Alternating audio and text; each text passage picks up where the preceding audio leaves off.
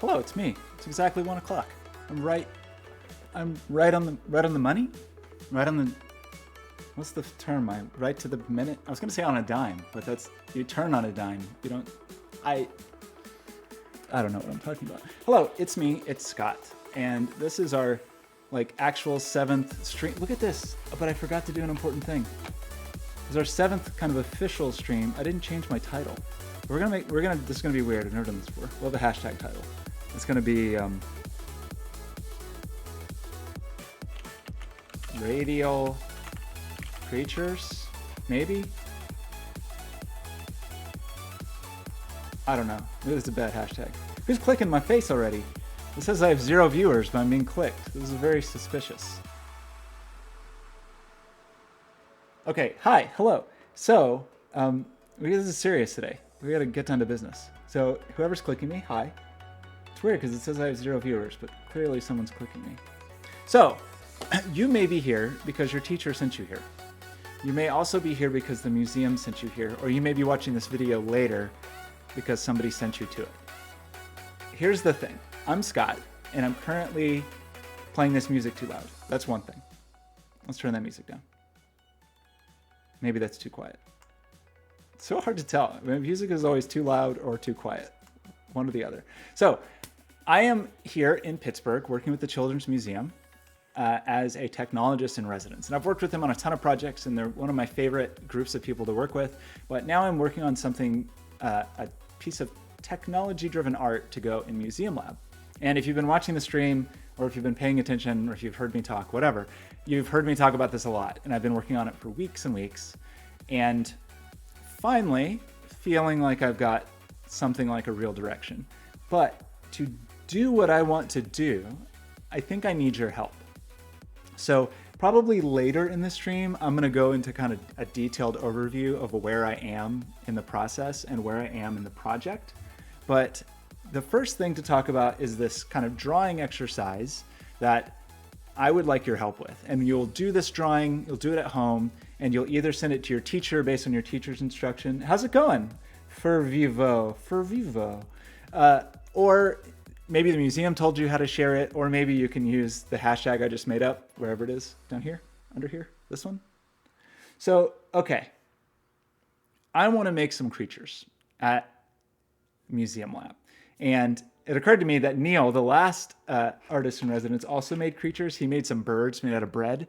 But I want my creatures to look different based on who makes them. I want the visitors to come in and create a whole ecosystem of their own creatures. And I've been coming up with ways to do that. And I've been doing all kinds of art explorations and technique explorations. And I think I'm kind of getting there. So what I would like for you to do is help me kind of brainstorm around this idea of this certain kind of creature.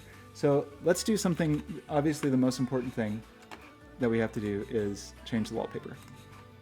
It's like the #1 most important thing. We need some good Norwegian wallpaper. It's a nice orange Norwegian person. It's a nice Norwegian house. Trying to get warm in Pittsburgh. This is a Norwegian person's head. Okay, this is nice. Okay, let's go with this. So I've been doing all these studies and all of these different explorations, and you may have seen some of them and you may have not seen some of them.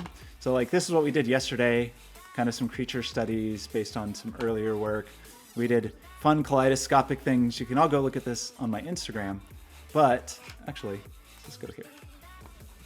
Yes, here's my recent Instagram stuff. So these are all the kinds of studies and explorations we've been doing. But you'll notice something that's kind of unifying them, even though they all look different, is they all are kind of round and they all kind of repeat themselves around the center. And that's because what I'm really becoming interested in, and we talked about this last week, is radial symmetry. And radial symmetry is a certain kind of symmetry. Bilateral symmetry is what humans are. Our left side looks like our right side. But radial symmetry means you can take something and turn it a certain number of degrees and it will look just the same. And there's all kinds of examples of this in art and math and biology. And I've really been taken by it lately. In fact, kind of super taken by it. I got really into these Victorian diatom artworks. So they have radial symmetry, where these Victorian artists and some contemporary artists took these microscopic objects and arranged them in a nice radially symmetrical form. I've been getting into Ernst Haeckel. I'm going to misspell his name. Ernst Haeckel. That's gonna be close. Okay, that was pretty close. Who did all these amazing illustrations of radially symmetrical creatures, among other things, but lots of interesting radially symmetrical creatures. So these are kind of, I don't know what, microscopic organisms, but they're not all microscopic. Like he has some macroscopic creatures like starfish and things like that also show this property of radial symmetry. So I'm into radial symmetry because it has interesting implications in terms of mathematics and in terms of art and aesthetics and in terms of biology. And so I want us, me and you and everybody who visits the museum, to create some creatures. And so I did this one last week that was kind of an exploration of what would some radial creatures look like. And they're just kind of cartoon character kinds of creatures. Not a great way to just blow up this image. Should have done it a different way. Oh well. And I'm pretty pleased with these, but it's a very small subset. It's only 24 examples. And when I started to look at them, I did kind of a taxonomic overview of them. You know, in biology, taxonomy is a way we can sort of organize living things. Let's find a good example of this. Like a good taxonomic tree. Like you've probably heard all these terms before.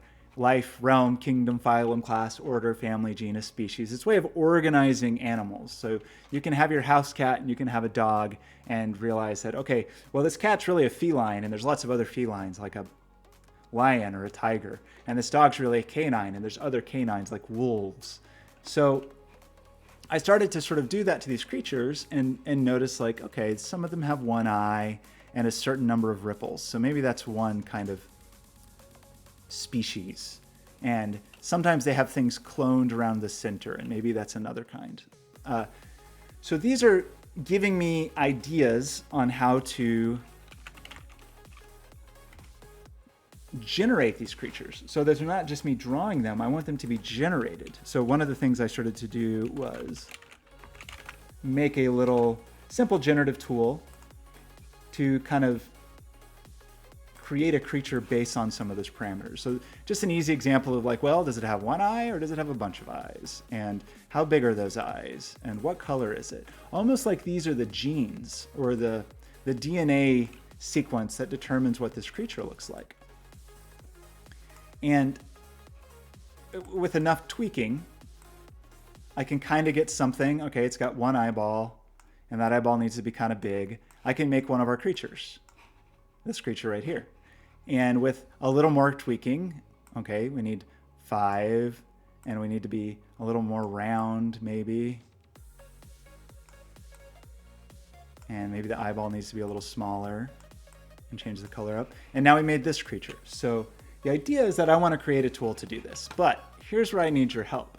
I need more inspiration. I need more examples of interesting radial creatures. So again, your teacher may have sent you here or the museum may have sent you here, but the whole idea is I'm enlisting you to help me create some creatures. And then I want to look at the creatures everyone creates and sort of pick and choose details like this, like, oh, there's an eye in the middle and there's a certain number of points, or there's a certain number of arms around the edge, or whatever it is. As long as it's a radially symmetrical creature, we're going to be happy with it. So I'm going to give you a couple ways to do these exercises. I'm very open to how you do them. Your teacher may have some more specific instructions, but there's kind of 3 ways to do this, right? There's the way where you just sit down and literally draw a radially symmetrical thing, which could be interesting and fun. I think it's a little more fun if you use a tool like this tool called at myoats.com. where it'll let you create an artwork, but it will automatically do that radial symmetry for you. So just to give a very quick tutorial here at MyOats, I didn't make this, but it's very similar to the drawing tool we worked on last week. So if you go to myoats.com, first thing you'll notice is the screen is kind of sliced up into tiles, and you may notice that I've got some little swarmy dots flying around. I need to make this bigger so you can see it. And as I draw, it will draw in all 6 segments simultaneously, and it will also kind of mirror inside. And the settings for that are under this little dot. So actually that was 8, excuse me. If I wanted 6, I could set 6. If I do want the mirror, I can mirror. If I don't want the mirror, I can turn it off. These are all settings that you can play with and try to get different results.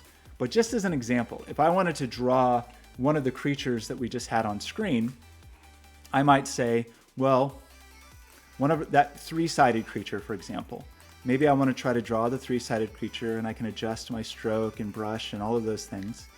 And I would just kind of draw a triangle and see it become symmetrically mirrored automatically for me, which is kind of cool. And then I could pick a different color, and if I want to draw the eyeball, I can kind of draw the eyeball. It's sort of weird to draw a circle in this program. Maybe a 3-sided creature isn't really the ideal. And I could draw kind of an outline and make sure that it's radially symmetrical. Oh, I missed. I kind of missed, but that's okay. And then I'm doing a bad job, but that's all right. And then this eyeball in the middle. So here's a bad version of one of those creatures. I could also say that I want to do a 5-sided creature, like our 5-sided creature we had. So I can sort of do this and draw all of its arms at the same time. And then we could go and outline it and give it an eyeball in the middle, and color the eyeball.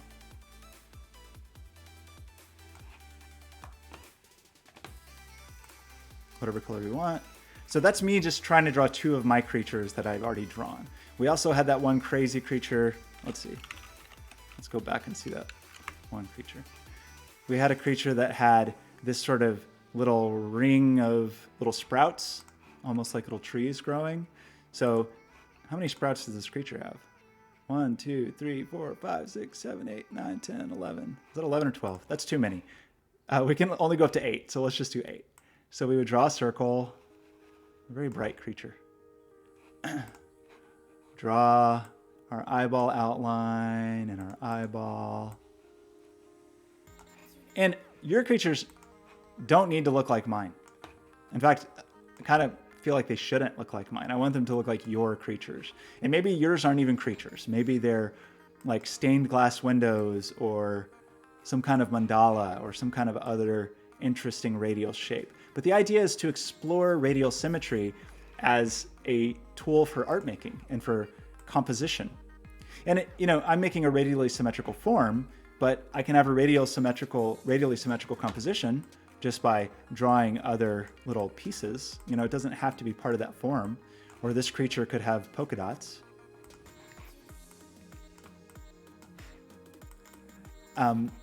Also, you could decide, and this is very important with symmetry, maybe at some point you decide, well, actually I don't want symmetry for some detail. Like if I wanted this creature to have a smiling face, maybe it only has one mouth, and the mouth is like this. So you can turn off the symmetry whenever you want to.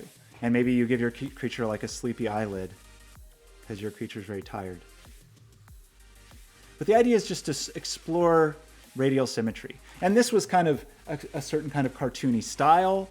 You don't need to do that unless your teacher told you to. You could, we could do much finer lines and try something interesting, almost like, something with little wavy arms or little structures like this, like it's a creature made of wire or tree limbs or something like that. We could do that kind of thing. We could also use a tool that does line segments. So there's a tool in here called line.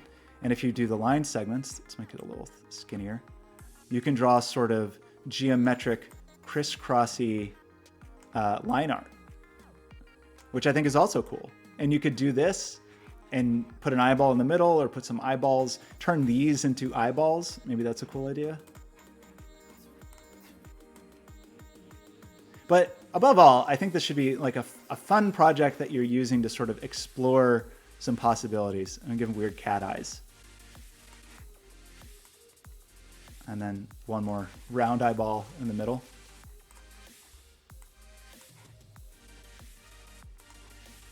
So that's the general exercise. Again, I don't think your work needs to look like this.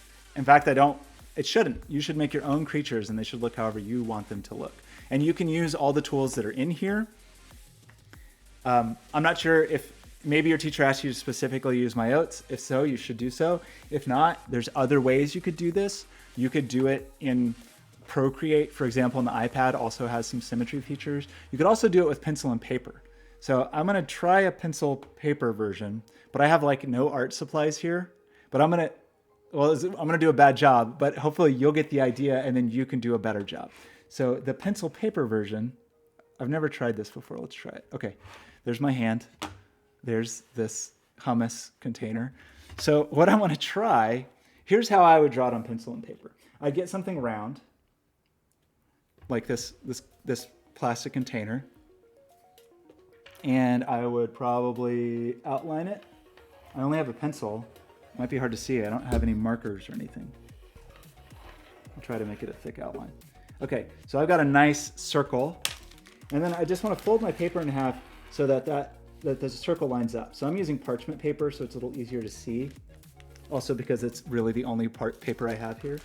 So I folded it one way, and then I want to fold it another way. And try to get it where it lines up. So that I have these lines here, right?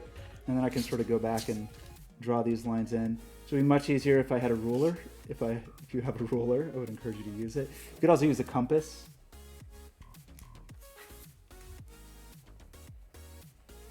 And then I kind of think it'd be nice to try to draw, divide it even one more time. Kind of make a pizza, sliced pizza out of it. So this will end up with a circle that's divided into 8 segments. Again, you could do this on the computer and print it out or whatever, but I just wanted to show you how I might do this because I think there's something interesting to this idea.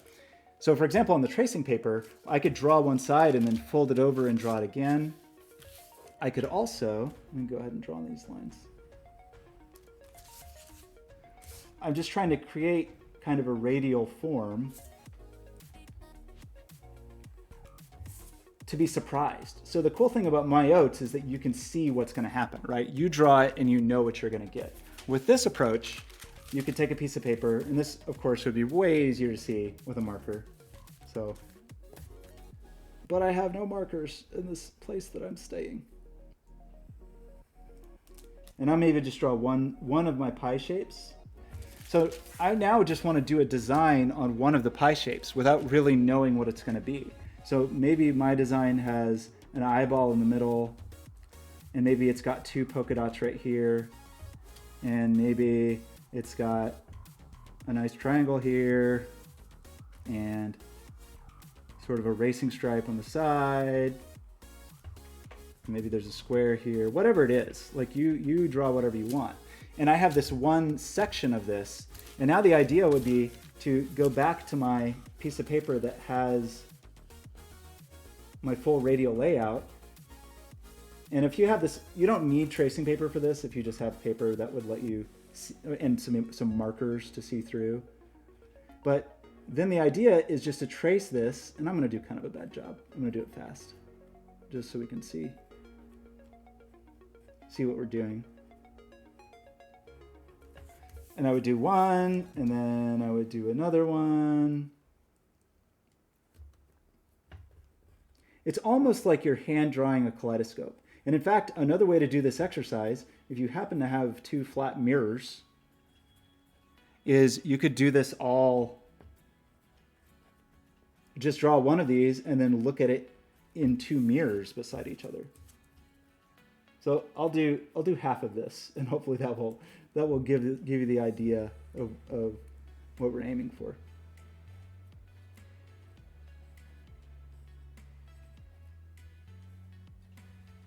But I think the interesting thing is humans, we talked about this a bit last week, but humans have sort of an innate attraction to symmetry. Like they just find it pleasing. But it can be a little strange though, because if the symmetry is too boring or the form is too boring or too uniform, they don't like it as much. Humans tend to they do like symmetry, but they like symmetry with some complexity. Complexity like those diatom artworks we looked at, or like the mandala art or stained glass windows or whatever. So you get the idea is if I just continue this around, I can just keep tracing. You know what? I'm just going to do it. Whatever.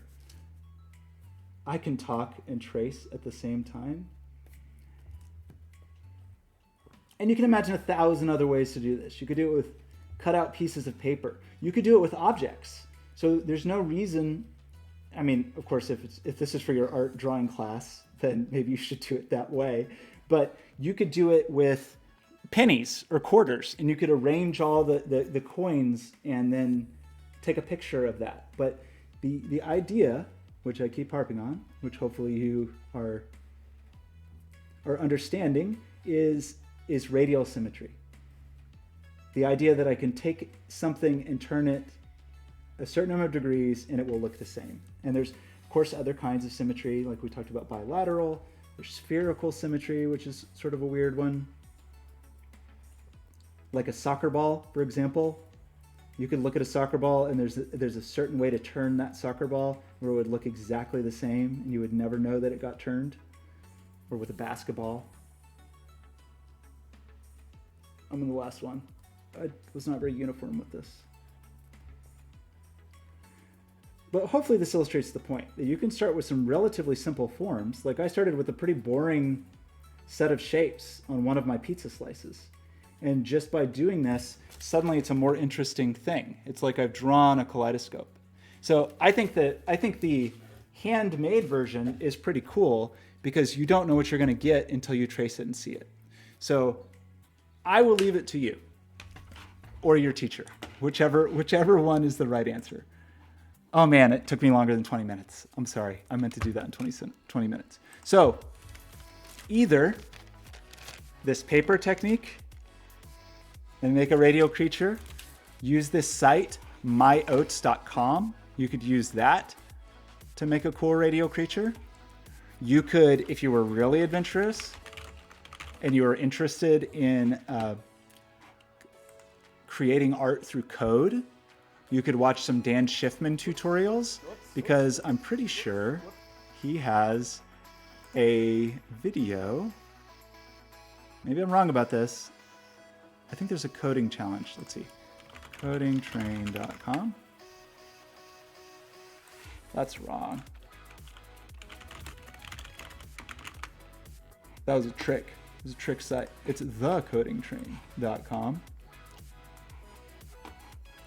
And he has, I believe there's a challenge in here where he does some snowflakes, some sort of kaleidoscopic snowflakes. So there's ways that you could use code or build tools to do this. So anyway, long-winded way of saying, I would like your help. If you could please create some radial compositions to me. And again, if you were assigned this by a teacher, just send them to your teacher and I will get them. If you're assigned this by the museum, they should have given you some tools on how, or some instructions on how to share it. And then if you don't know what you're doing and nobody told you what to do, you can post it on social media as, where is it? It's over here.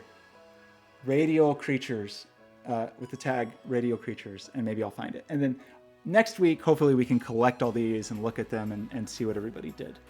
So 24 minutes, that's not so bad. Okay, so if you were here because your teacher sent you or from the museum, that's the exercise. So thank you for stopping by. Your homework is done, or your homework is ready to start, I guess. So you can go draw now. But you don't have to watch the video anymore. Time out. I'm gonna get a drink of water and pause, and then I'm gonna come back and I'm gonna talk some more on the project and maybe do a few more studies. But thank you very much for stopping by, and please make some drawings and send them my way, okay? Everybody else, I'll see you in a minute.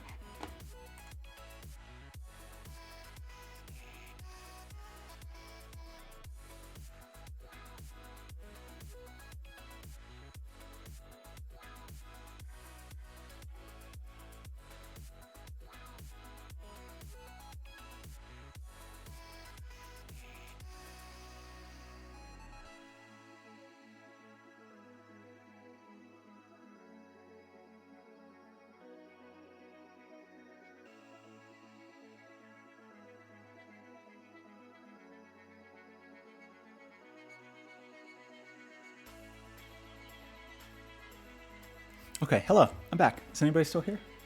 There's still some people here. So, what do we want to do now? What I think I want to do is... I'm worried the music is either too loud or too quiet. How can I know? I continually mess with the music, and it's like... it's never just right. Okay, I'm gonna check it, if you just bear with me. Is that me? Oh my gosh, it's me. In real life. I'm gonna take these headphones. Hopefully that doesn't mess anything up on the computer. Oh yeah, of course. I need an adapter.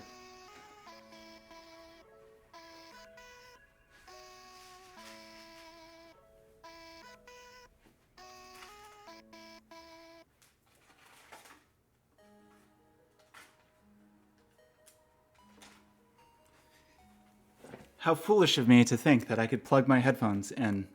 But we live in 2020 where such things are not allowed anymore. Okay, is this me? That volume doesn't seem too terrible. It seems like the video is really behind.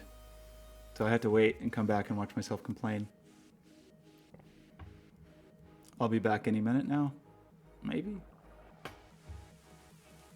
No?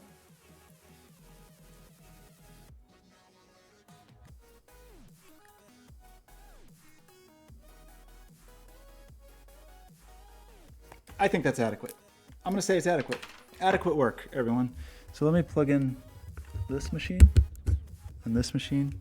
Okay, so today I had a meeting with the museum to talk about my current progress, and they were lovely people, as always. Uh-oh. Uh-oh. I've messed up.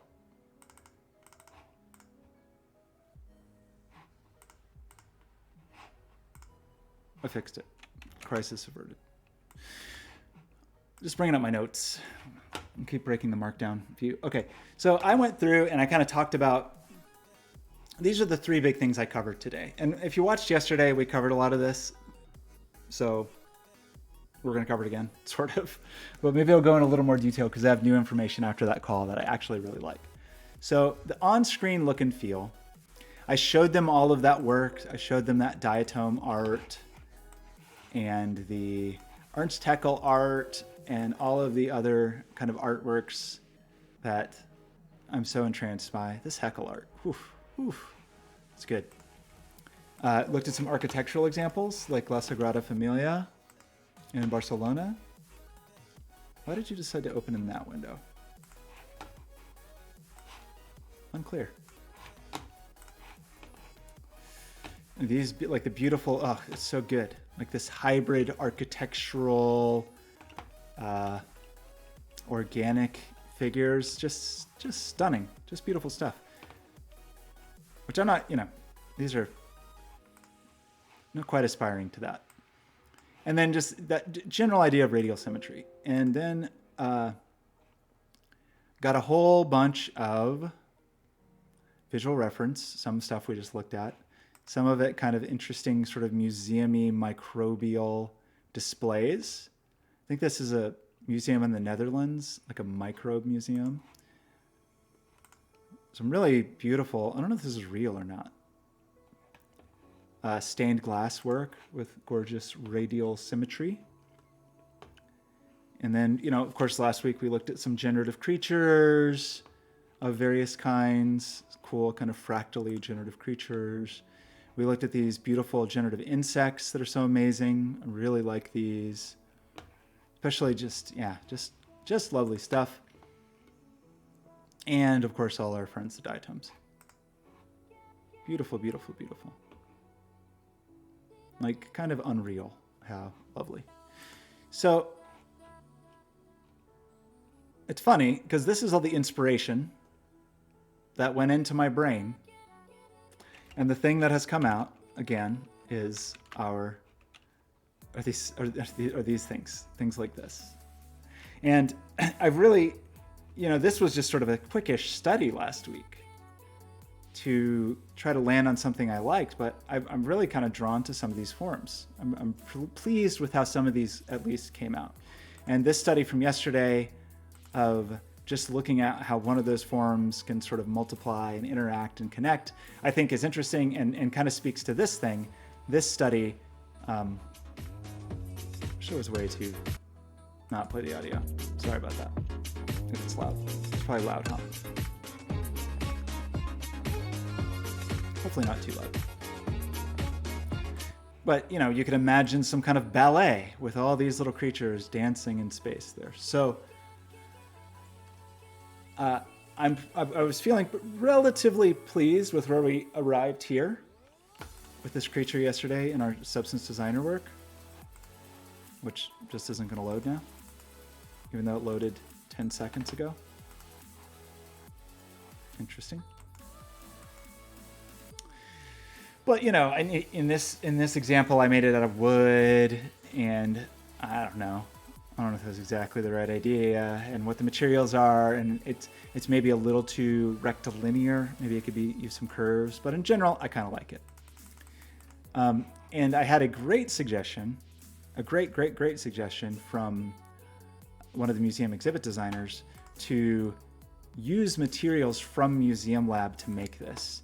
And so maybe that's a way we could kind of marry this to some of our reference images that we like, where there's not only forms, but there's detail in the form is really what makes some of these so engaging. Is like, yes, you have a circular form or whatever the form is, but then you have sort of this macro high frequency detail that I think adds a lot.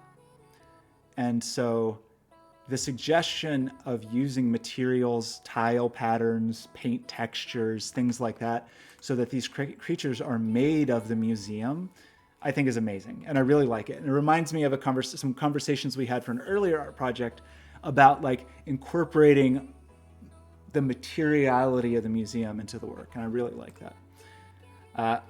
Also, looked at all the formula, all the super formula and things like that. I love all this stuff. I don't know if we're going to use it. Like the super formula is pretty good at giving us some of these shapes, but it's kind of hard to control. Some of the shapes that it gives they go a little nuts, or they like explode out of control and get a little difficult to manage. So if you're trying to make a tool to let people easily create something, I don't know if this is the answer because it gets a little too wild.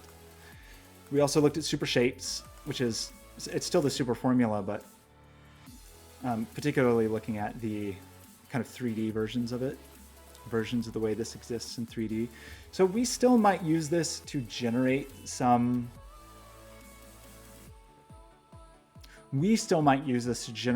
primitive shapes that are then reused for some of our forms. I'm not totally sure about that, but it's a maybe.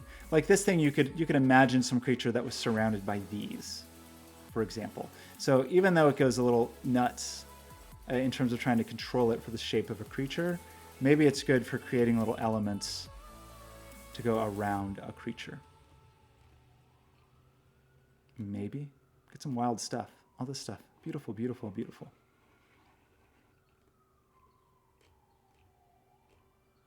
And this is on a site, Paul Bork's site, who has lots of amazing algorithmic and geometric artworks. And then he also had we did some work with these spherical harmonics as well, which I love and want to use. I'm just, again, not totally sure that this is the right project for it. Because they make beautiful forms, but they're not, I want them a little more uniform and a little more geometric and a little more relatable as shapes. Like triangles, circles, squares, pentagons, hexagons. Like, I think we can get organic forms by composing them together, like arrangements of simple shapes, but these are relatively simple shapes. And we looked at all the studies I did. If you've been watching, you've seen these a million times. You can go to my Instagram, it's Scott Made This, and click through these. But these are all the studies we've done over the last couple of weeks, which have been really helpful for me too. They've been all over the place, as you can see, but they've been helpful to me to kind of find a visual voice for this. And then I just showed you this thing, this parametric creature tool, just trying to think of what it's like what does it mean to take some numbers. That's what parametric design kind of is. It says, okay, I have some numbers. What can I have some numbers and I have some algorithms. And I get a resulting image. How do I create algorithms to create the things that I want? Like, how do I write software that says, oh, I can put in numbers from these sliders and get weird creatures? And again, this is the super shape where it just gets a little too wild sometimes. It's a little too nuts, maybe. So we worked on that. I talked a little bit about visitor interaction. I haven't done much with this yet because I've been waiting to get my leap motion. I think I get it this week. But, you know, looking at this and looking at how early on the idea was, especially with those really flowy forms, I was thinking like, well, maybe you're just moving your hands around, almost like you're casting a spell and you create a creature. And I think that would have worked for those very flowy forms. I don't think it works as well here. I think that's not the right input device for this. This almost feels like it wants to be knobs or dials or something like that. So there's definitely work to do here. I can kind of imagine this as 2 knobs, but we'll see. We also looked at some other work of other artists in generating creatures. And finally, we looked at ideas on what can this fixture look like? Like, how will it be shaped? And I'd been thinking along this line where you're kind of gathered around something, which I like. Well, I mean, I really like it. Some cases it's just gorgeous, but there are concerns of budget and difficulty of fabrication. Like, these touch tables are cool, but this isn't going to be a touch-based experience, I think, because I'm using those looking glasses. But really, the biggest issue with most of these kinds of things that I was drawn to is most of them are projection. So there's projectors that is projecting whatever. I actually don't know if this is a projection. I'm not sure how that one's made. This one's a projection. So, and maybe they're rear projection or projected from under a table. This one was really amazing. It was a projection that projected patterns onto a physical piece of pottery. Really love this project. Beautiful geometric shapes. Like, this is truly stunning work. But you could see just from that picture that it takes 4 projectors to do that. And I don't know that my budget would allow that. Also, ambient light is a real problem with all these projections. So it's likely that I'll need to step back from the projections, which unfortunately means stepping back from radial shapes, because television display type things are the wrong shape. They're big old rectangles. And so I'm considering some ways to deal with that, but that's something that came out of the meeting today. It's just that it's just likely, unfortunately, that the projection is not going to work very well. And I'll need to come up with a way, maybe with multiple TVs, to create an interesting, like, this ball is cool. This ball is made of, it looks like a bunch of iPads. I guess those are maybe Google tablets. But some way to create an interesting surface with multiple smaller displays is what it's looking like will need to happen. I did do my first Fusion 360 study. Why don't you work? Just to kind of get the idea of what this thing could shape like. I do like these kiosks. The idea here was like maybe we project there, or maybe some kind of dome goes there or whatever. I don't know. It's probably not going to work. So I think these kiosks are still in the kind of the right idea. but something different has to happen here. And I was trying to imagine ways to make kind of a column out of televisions or a column out of displays. There are really pretty amazing wide format displays.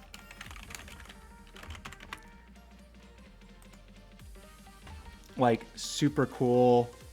Yeah, these ultra wide stretched LED panels that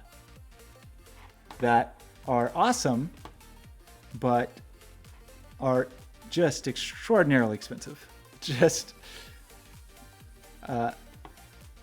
impressively costly. So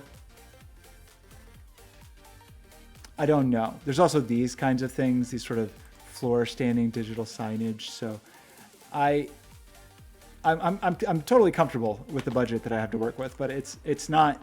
These products get into many thousands of dollars or tens of thousands of dollars, where it's just not possible. So I've got to figure something out with that, which is okay. We'll figure it out.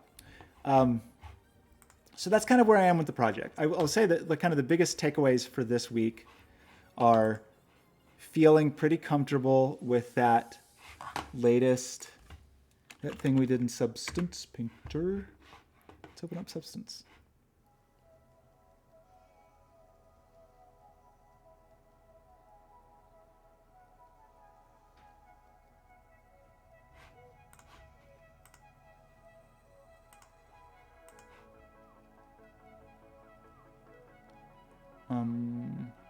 There's our creature.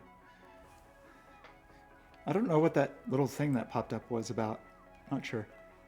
Because one of the things I really like about this approach is we have so much flexibility with materials.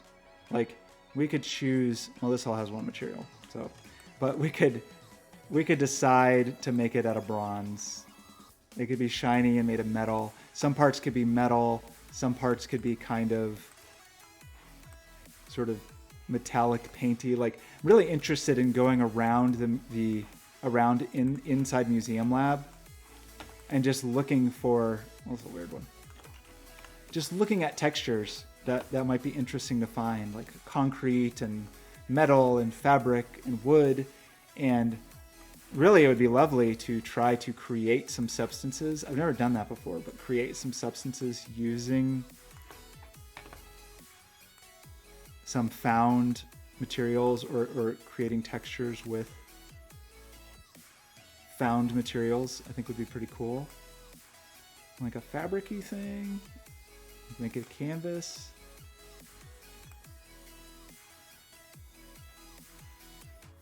So, and I think we can get to like this fidelity, some kind of look like this, or pretty close to it. The ambient occlusion is a concern. That's what kind of like makes corners a little dark. Where is that, in fact?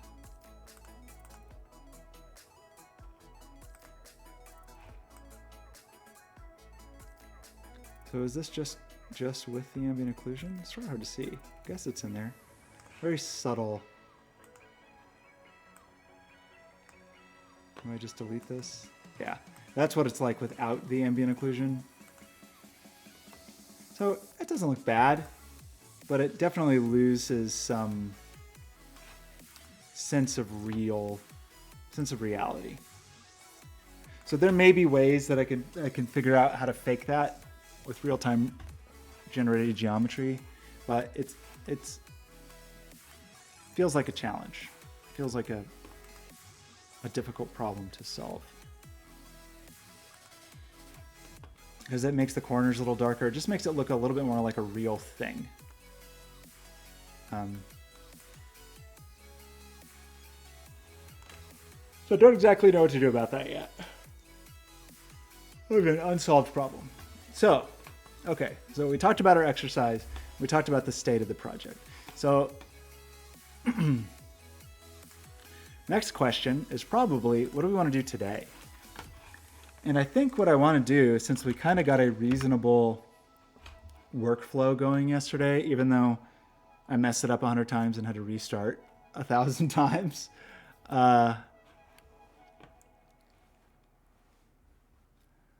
Is maybe do another couple of our creatures. And I kind of want to do 2 more. What's this eyeball doing here? Where'd that eyeball come from? It's one of that creature's eyeballs just floating around. Weirdo. Well, that's your eyeball, dude. Don't think that's supposed to be there. So, what would be the most interesting 3 creatures to adapt here? These 2 are my favorite, so I think we want to do these 2. And then the third one, I kind of like the hula hoop guy. Or the weird flower creature. Or even this guy, or this guy. I don't know.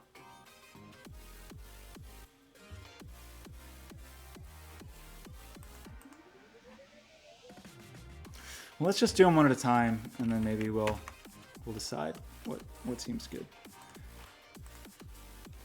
Okay, so this one's kind of a weird one because it has a hole, but hopefully that's okay.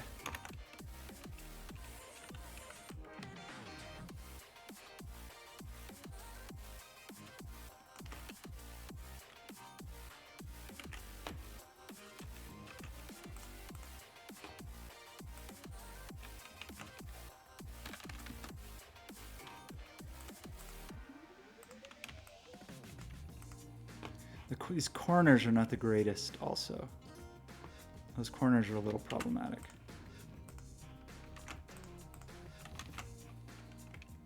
Why can't I ungroup you?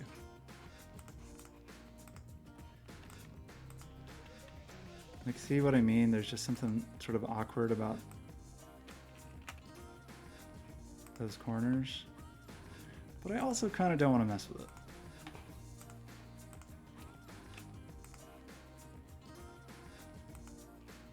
Somehow we seem to have ended up with extra anchors in between.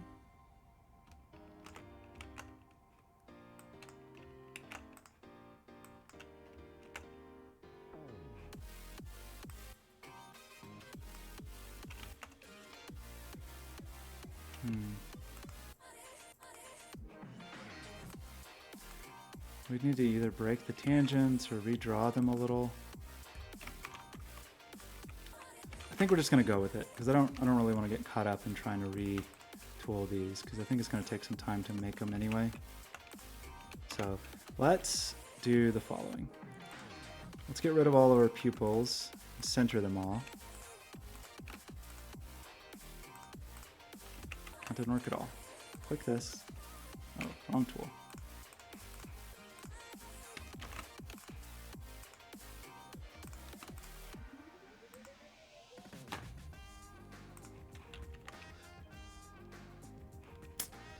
Oh, Illustrator, really?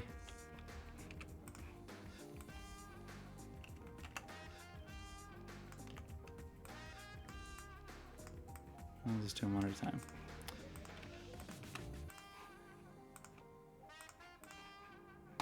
Oh, I can't snap to the middle of that. Seems very obvious. Okay. That one was in the middle, this one isn't. I'm not clicking that. I'm clicking this, I'm clicking this, clicking, shift clicking. This is not a double click. Not a double click. Okay. Illustrator's making me cranky. Okay, we got this little Metroid-y kind of friend.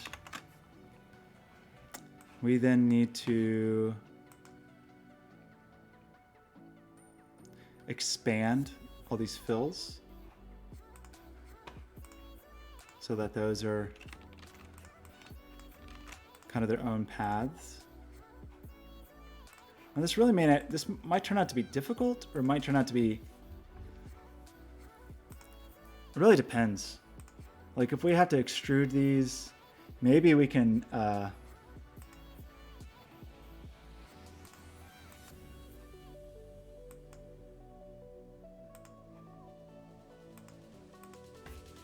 little hard to tell what's going on.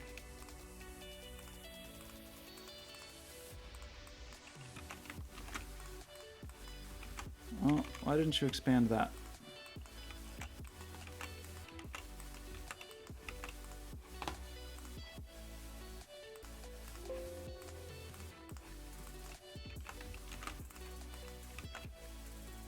You expand these?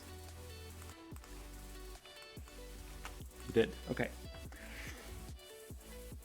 So we'd either have to kind of radially clone them in Illustrator. I mean, in Maya after doing it. I don't know exactly what's going to be less annoying. Feels a little annoying either way.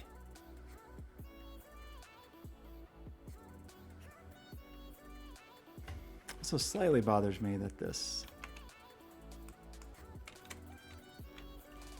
that contour doesn't follow that line very well. But I think let's just move forward.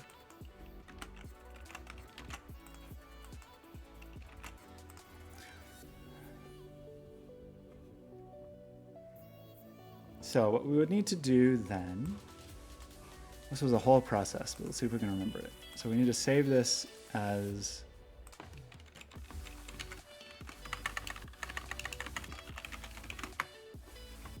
so we weren't supposed to use compression, and we did an Illustrator 8, and I think that's what we did. Not totally sure. We'll hopefully find out relatively quickly. Oh, and the UVs kept crashing yesterday. I hope today goes a little smoother than yesterday. In fact, after saying that, I kind of only want to do one study today, just because I know what a pain it was yesterday.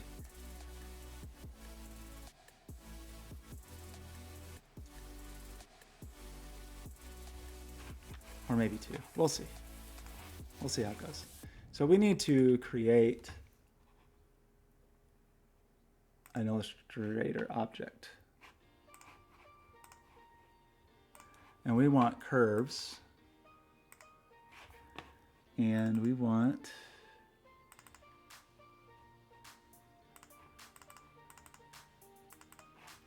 these curves. So the thing I'm just really not very excited about the way it locates these, but maybe we can, does that look like it's dead center?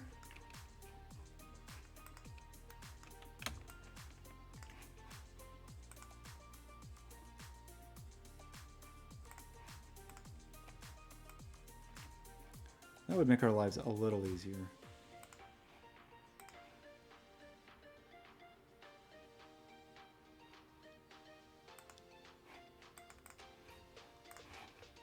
Okay, let's try this again. Create an Illustrator object. Curves B. Kind of looks like the center. I hope it's the center. Looks pretty centery. Okay, so the real question is, can we do some of these lines at the same time? And I feel like the answer is going to be no.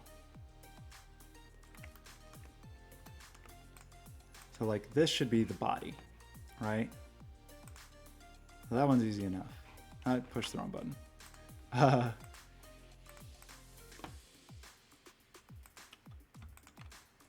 Although even that one's got a hole in it. Kind of forgot. Okay. Wrong. Select it the other way. Okay. That gives us a body.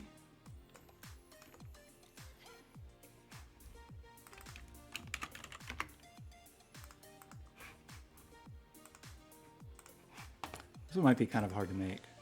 Like at a certain point, we need to just build the tools to build this. But I kind of want to do at least a couple more studies before we get to that point. So I don't really want, what if I have no distance?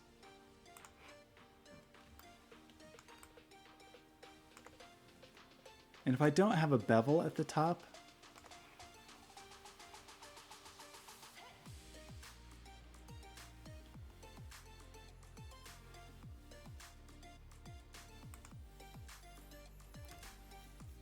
Like, what if I just don't want an extrude?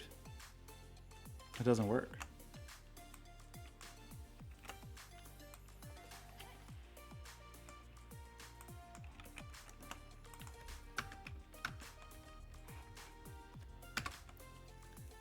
So, like 0, 0, 0 just gives me flat. Is that really true? It looks true, but do I believe it? I don't know.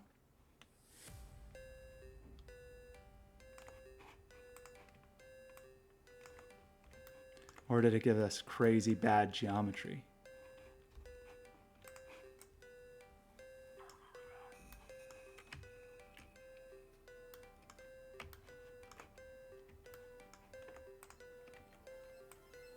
It gave us crazy bad geometry. Of course it did. Okay. So can we really not?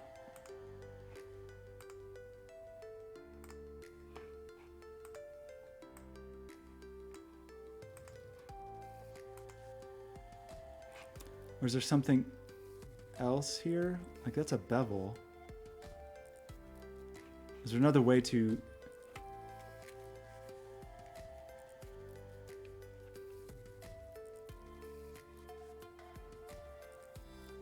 Maybe I want this, actually.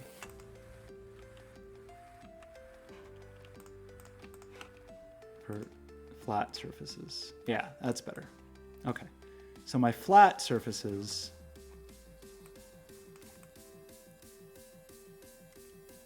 can just be like that.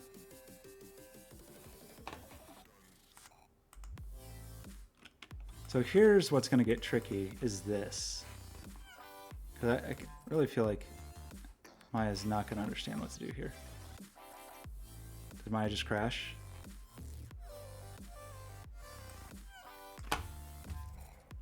I was right. Maya doesn't understand what to do here. This is pretty bad. Like, all of the crashes we've had yesterday, and now this today, like,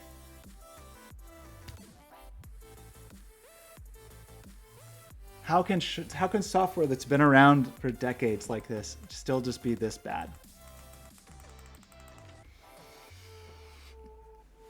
I didn't think it was going to work, but I thought it would say, hey, you can't do that. And then it would be fine, and then I would continue on with my work. Instead, I've lost work now because of this.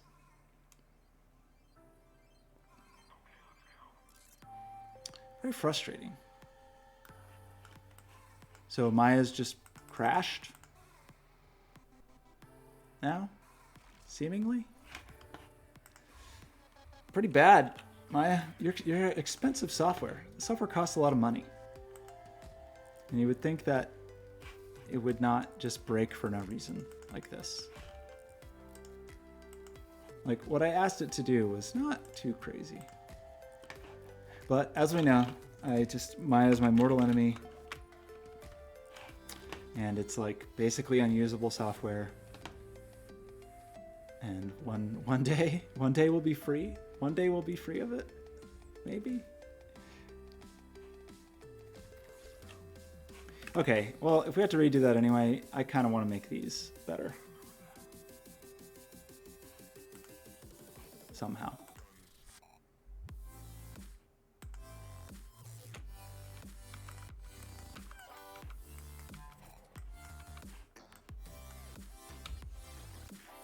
And I want to do it like this. I want to basically draw a circle. I just want to redraw this circle.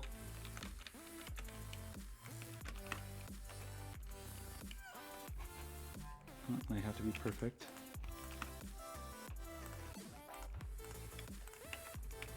Okay.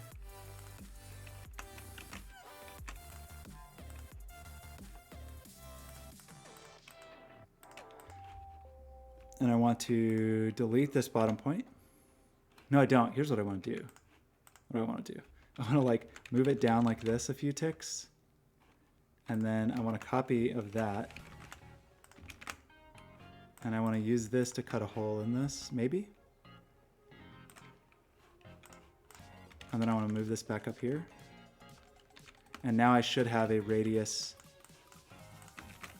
that matches this radius better.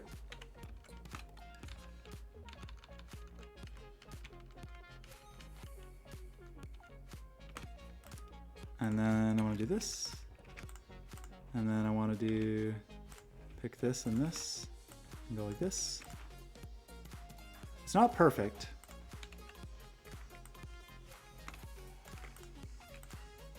But it's pretty good.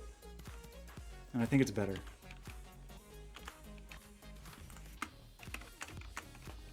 Okay, but what was the stroke? We'll never know. We're never gonna know.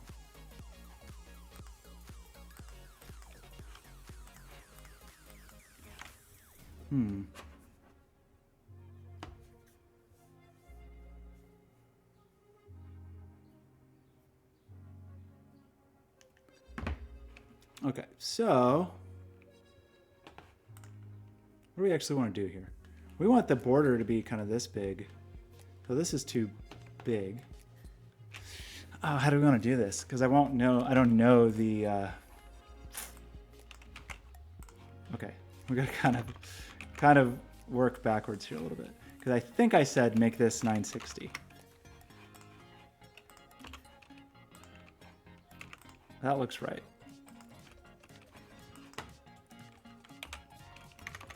Okay. I think that looks better than this, I think. I may be wrong.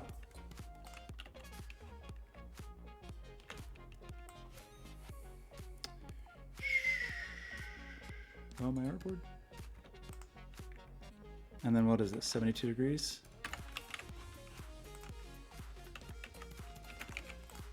Okay.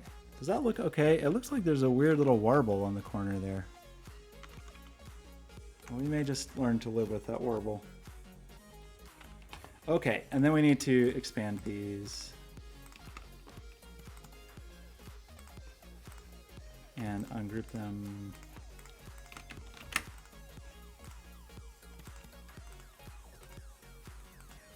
And save.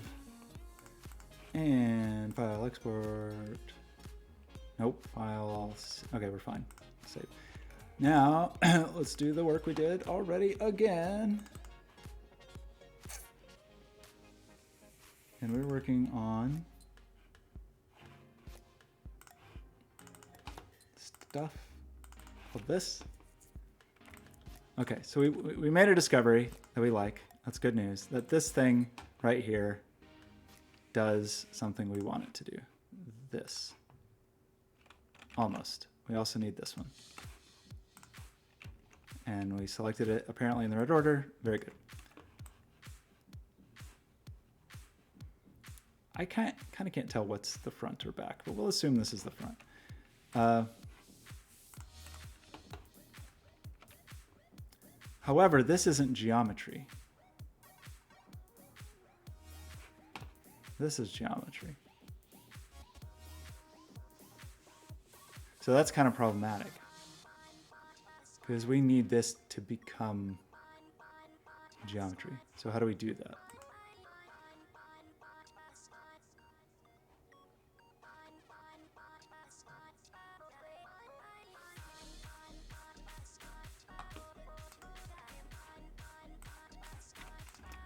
Okay, maybe that wasn't a great discovery. Because that's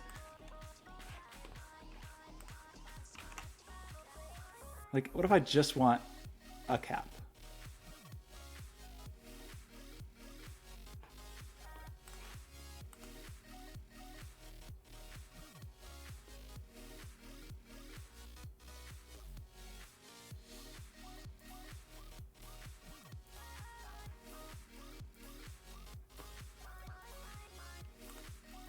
Great.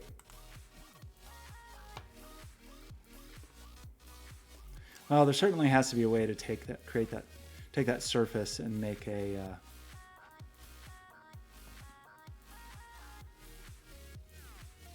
make geometry from it. what if I want no bevels and a start? I can't.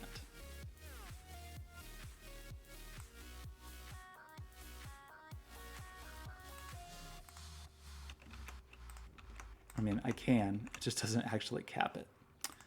So that's not great. I want polygons though. So maybe that's a thing I can do here with this and say that I want polygons. Whoa, cool polygons.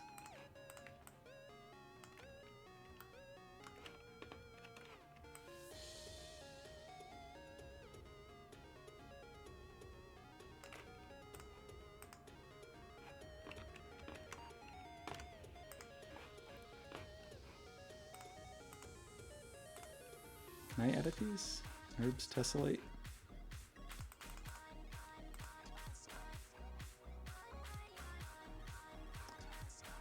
I want better.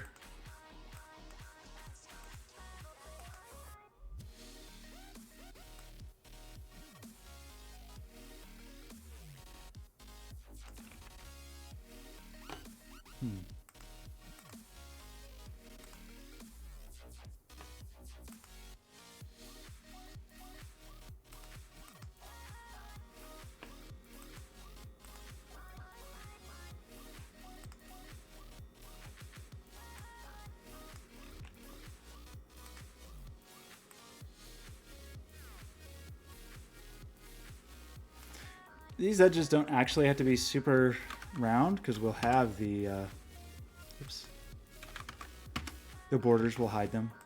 So these, it's interesting that it chooses to do it like this, but I suppose that makes sense.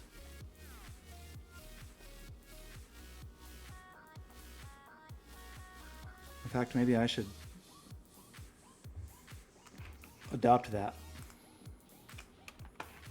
It's funny, it's just quads. I could do it a different way, but I guess it's fine.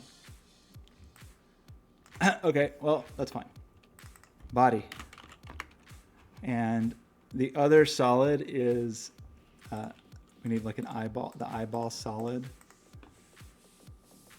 Pupils are also, so we'll try it, we're gonna try it like this, where we really just do one of these.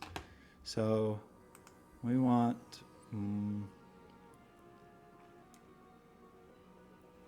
that same thing.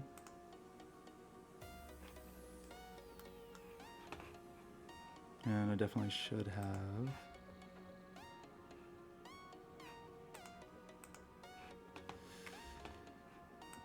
this one does need to be pretty round.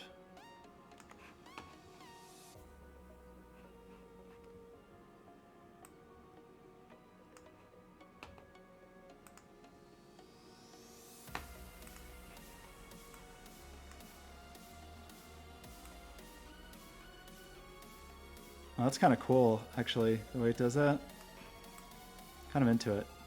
Keeps polygon count low. Like, interesting. It's an interesting approach to creating geometry. Huh. Okay. So there's that surface.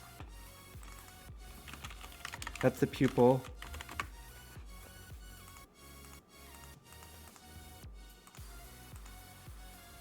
This is the eye itself.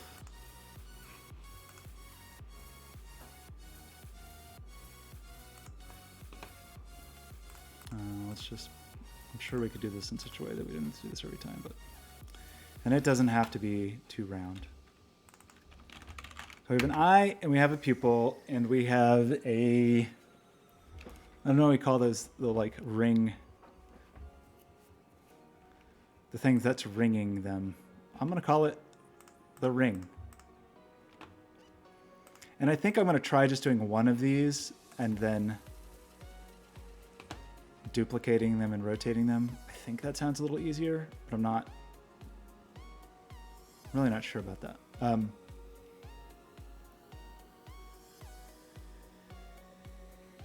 Okay, so if we went in here, we could say we want quads. Pretty cool the way it does that. And I think we're fully still inside that little ring, so how funny.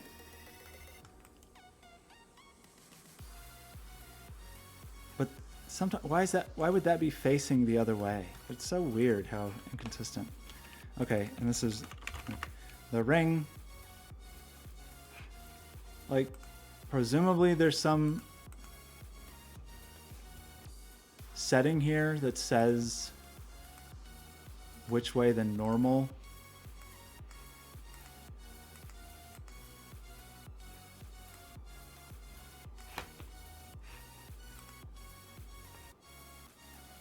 should go.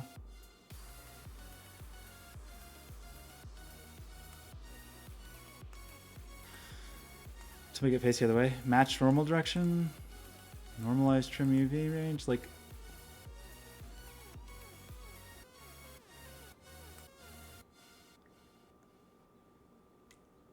doesn't it seem like there should be a way to say, hey, face the other way, friend? But I guess the way to do that is just to do surfaces, nope, mesh display, reverse the normals. And then somebody in here has the same problem. Might be the eye.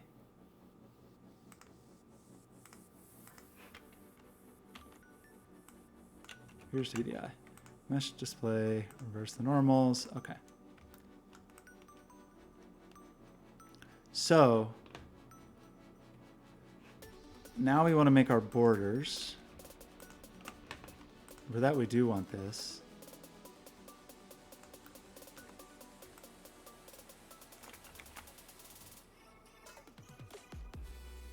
That's called, I guess that was bevel plus. We want a bevel and a cap at the start and the end, and let's just make all of these extrude distance 1 for the moment. That seems not terrible. And that is also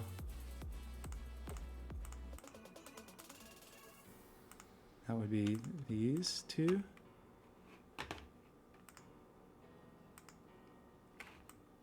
But it's so weird because that one is facing the other way.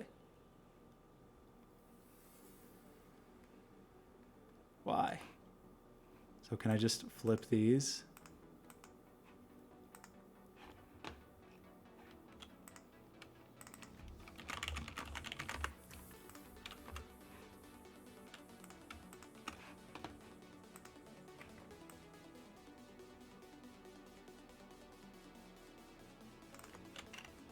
I was supposed to be straight out. Shoot. That's true for both of them.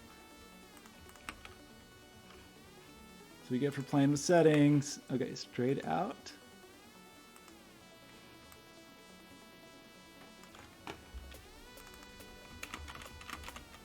That's the body border.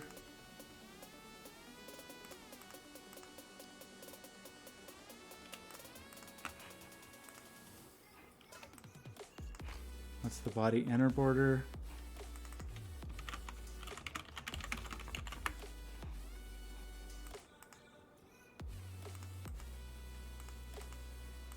Oh, you know what? The pupil isn't supposed to be flat. That's my mistake. Okay, this is the eye border.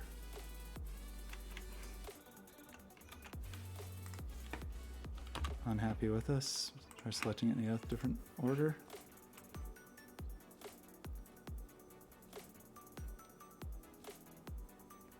It has chosen to go backwards.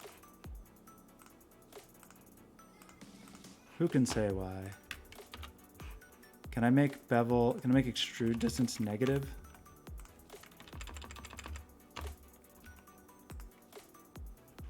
Apparently not.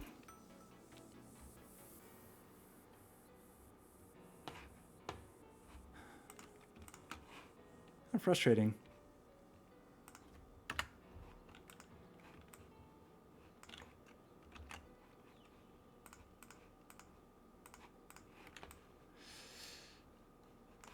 Rotate this by 180 degrees, I guess.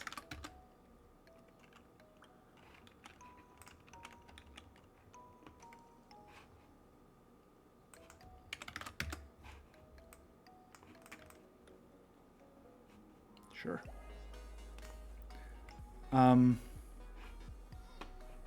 Yeah, the pupil is supposed to be extruded, of course. And it's backwards for reasons no one could possibly ever understand.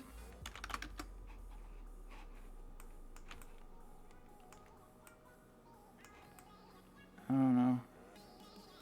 I don't really want any subdivisions on the extrusion at all, actually. But I don't know where to change that. Okay, so we have... Okay, no, I was about to say we had everything, but we lost the ring border.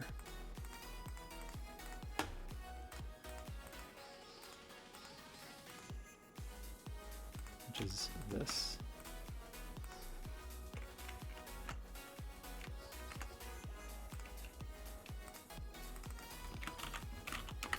That's the eye border. What's the pupil? This is broken because I guess we selected these the wrong way. And so we can 180 this, but it's also wants more detail. By the way, we should really save this.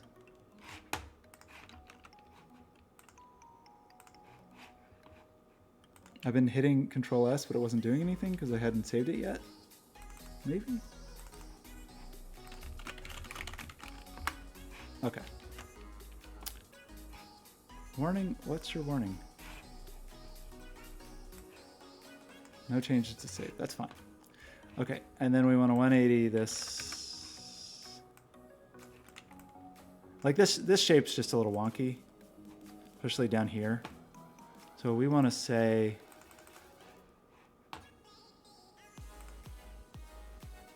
we say it's count, could be sampling.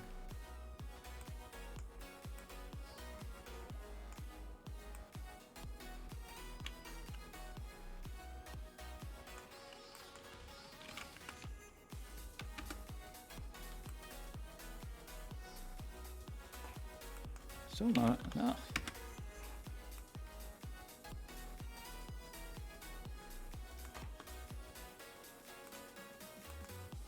This will just do count.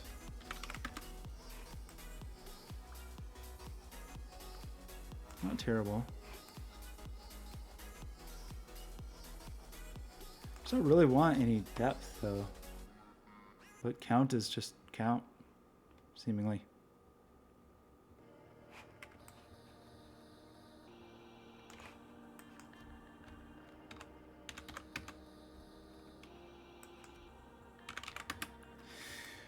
Okay, so we have all of our pieces, I think.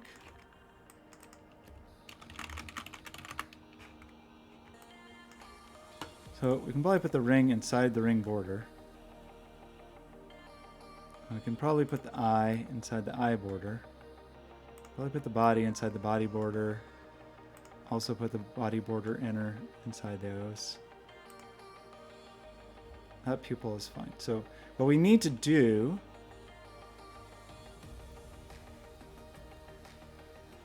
we basically need all of these things.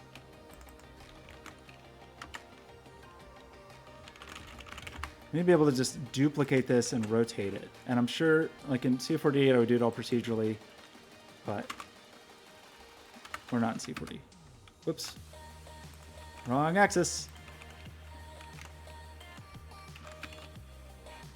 But we can just do that and loop all the way around. But before we do that, we should probably make sure that we're happy with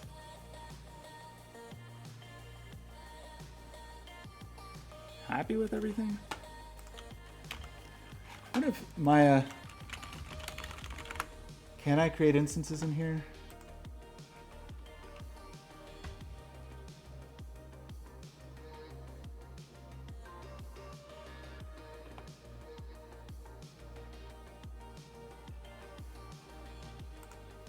How do I create an instance? So if I duplicate this, duplicate special, and I say I want an instance, and I want to rotate it by 72, And I want 4 copies. Okay, that was almost right, but I did the wrong axis again. 72. So the idea here would be that we can just edit, we can continue to edit our single one that we like and not have to do all the duplicates. Okay, so this kind of looks like our friend. Let's apply some vertex colors.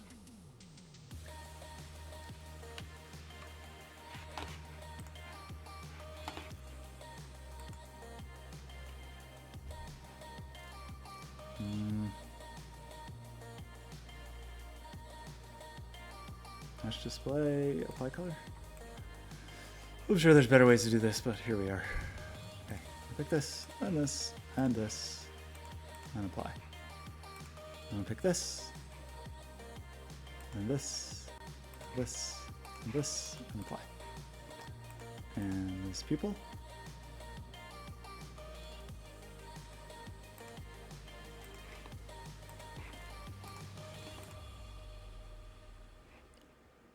The eye itself.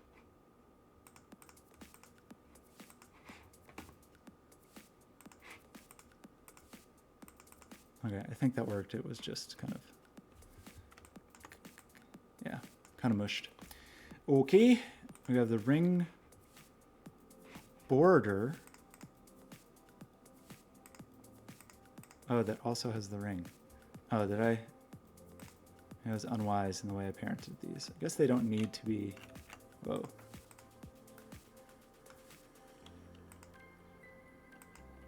Does that break my instances?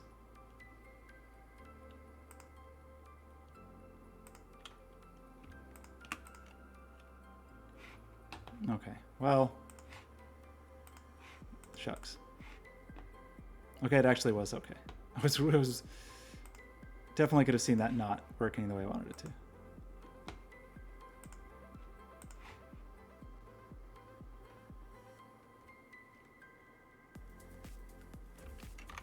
What is the color here? We're seeing like the guide. Okay.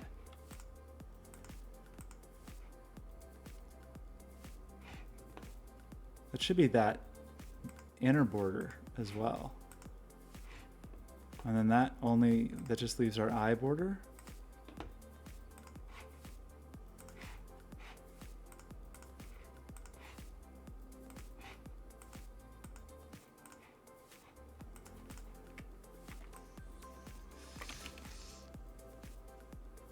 Everything's backwards. Is everything backwards really? Sure seems that way.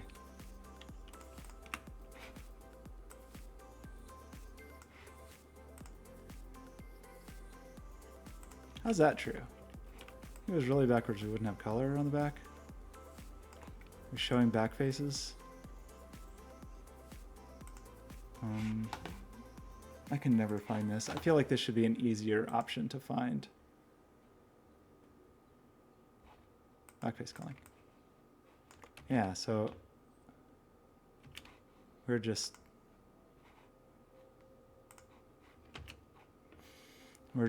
it's all kinds of backwards. Okay, so let's I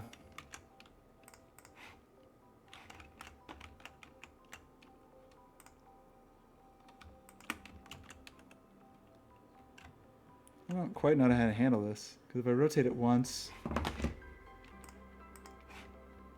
we just do this. It's not going to rotate my instances. So I actually do need to group everything, I think.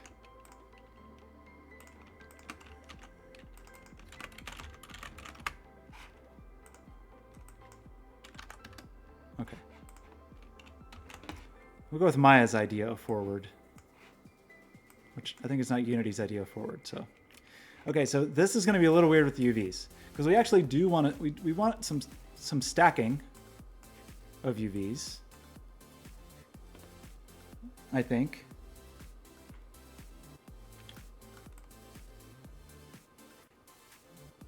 Even though Substance really, I don't think Substance likes that. So let's save this thing. And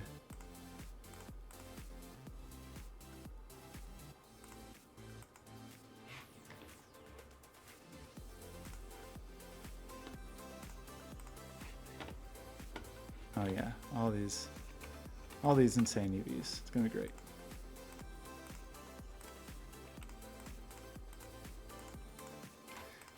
I actually am not crazy about this hierarchy that I've made, so maybe we just need to break our instances if that's what's gonna happen. Ditch the instances, fix the hierarchy because it's bothering me, and then redo this. In fact, what? As long as we're here, let's make some UVs. Okay, so in normal human life, in the normal human world, I should be able to lay out all of these and Maya would be like, yeah, no problem. But probably this is gonna crash, but I'm gonna try it anyway. So I saved, and we try layout, and it didn't crash. It's just like, I can't do that. Nah. It's just like, nah, can't do it. So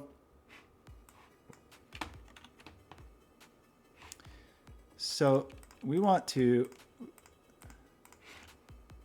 set our texel size. Where's that thing?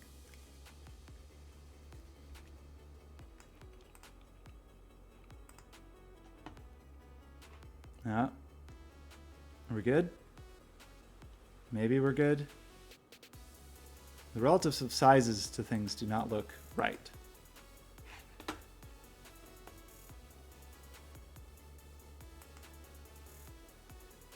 Like that looks, sure. Like, can I get the texel size from here and set it everywhere? Is that what I'm supposed to do? Or did we just crash? We're spinning, but we haven't fully crashed yet.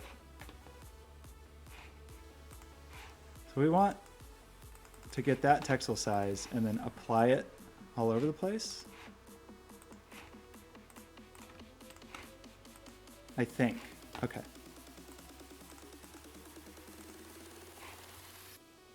So I want to be able to lay these out without messing with the texel size.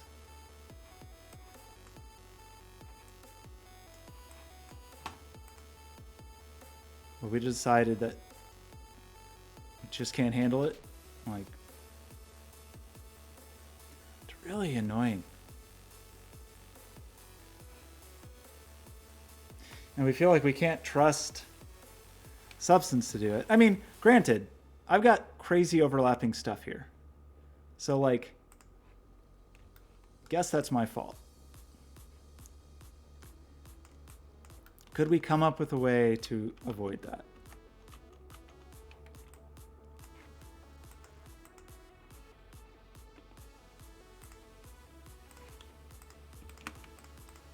Let's try. Yesterday we were wild. Today, let's just try to look and see. Maybe there's a way. These should be fine. Maybe. Okay, so if we have, for example, this thing. We've got this crazy history of attributes and all this stuff going on here. So the count method, if we did sampling instead, and I said I only wanted one,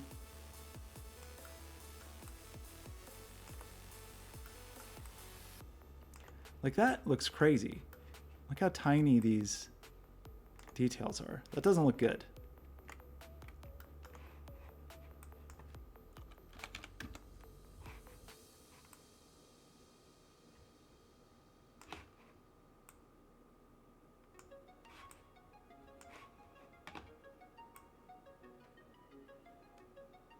Right? Like it's just so...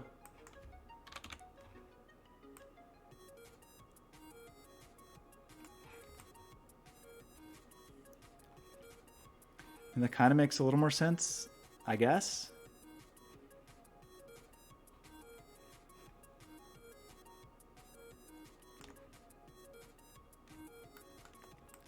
So the thing you'd want to do if you really were worried about this overlapping is then we'd want to snap the inside, this edge.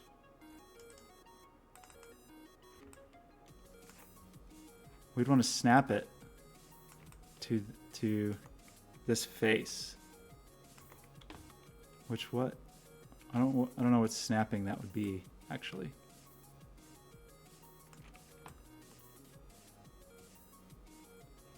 Does that seem right?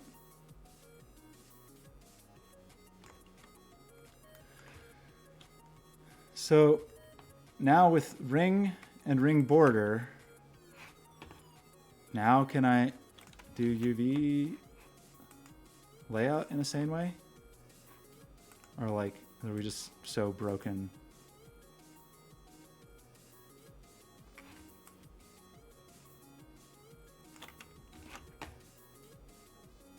Okay, I'm gonna quit.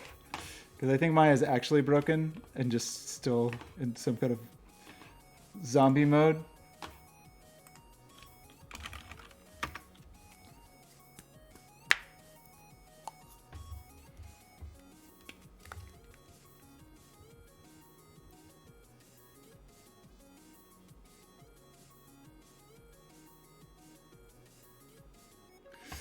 Maya, you're back from the dead. Welcome back. Okay, let's do this. Hello again, friend. That's not the most beautiful geometry. I really make strange choices about how it does that interpolation. So I guess we can go back. This might screw up where that edge is, though. If we change this now, it might be a disaster. It's a disaster. I was right. I just don't want it to have any depth. Like, why can't... With sampling, I would like to have the choice.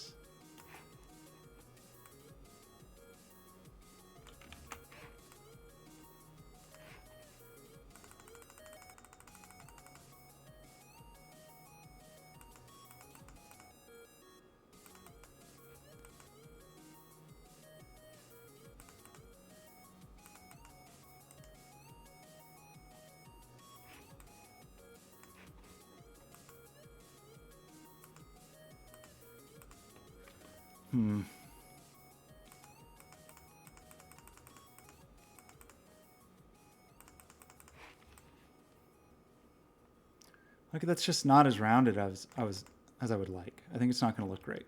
I think it's going to be a little too polygonal. But the way, like, it puts so much detail in these inner curves. Like, looks like too much detail. Look how tiny some of these subdivisions are. They're crazy. Mine's crazy. It's crazy. But seemingly when I do kind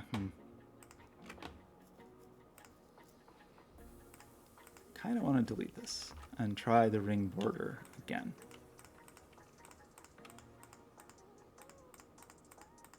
Wherever it is. Where are you, ring border?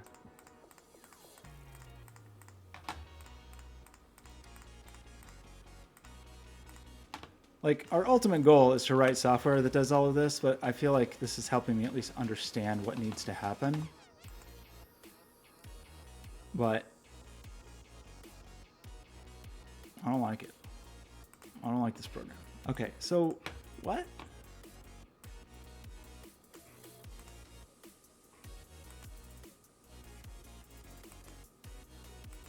Complete or section.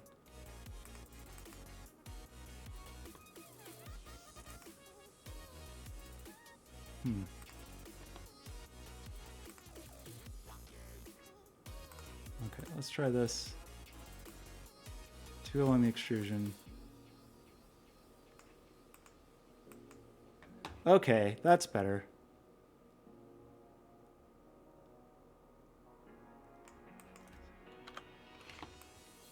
So like, we can do per curve span.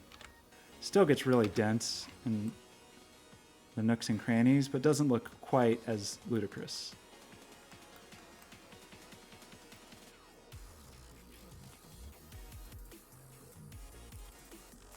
And then instead of messing with that geometry, I think what I'm going to do instead is move this so it's at the back. And actually that just happened automatically that time for some reason.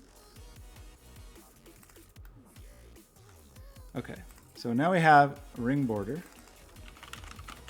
We did lose our color.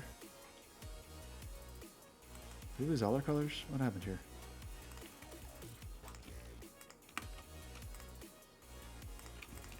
You can come out.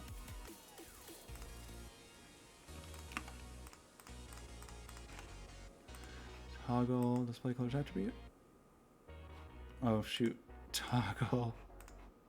Well, it was on some things and off on other things. So toggle display colors attribute. Okay. You?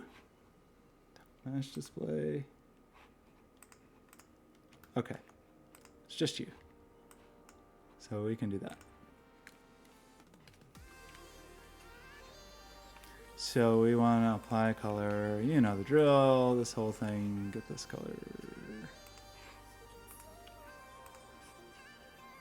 Really the right color?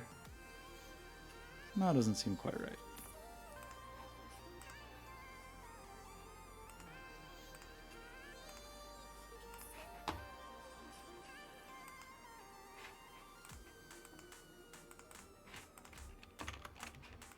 I don't know why I feel like I'm missing the color, but maybe I am.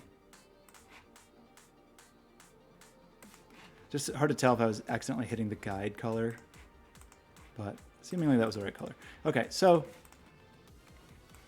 how can we be a little more careful about this stuff this time? So right now, nothing's overlapping. So if I did, I'd want this, and I would want to, maybe I should duplicate this and then have a version without history.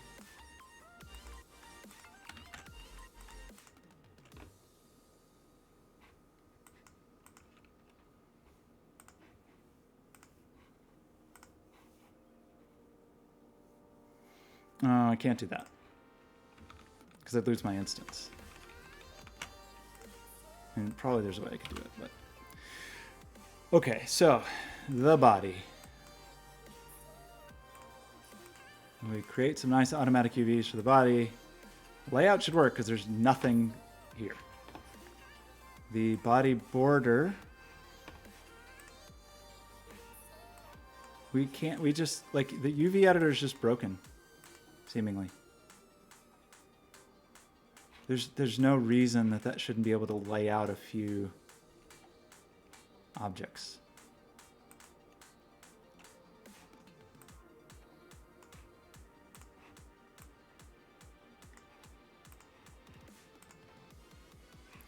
Which is really annoying, actually.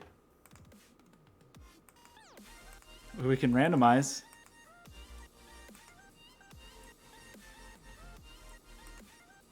We can unstack. Maybe that's good enough.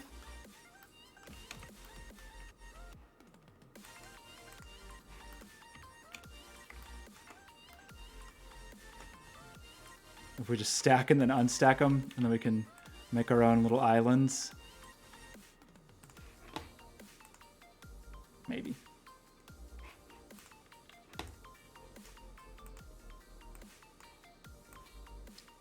Okay, we got a body. Well, can I do it with, are you smart enough to do this? Stack and then unstack? No. You just can't handle it.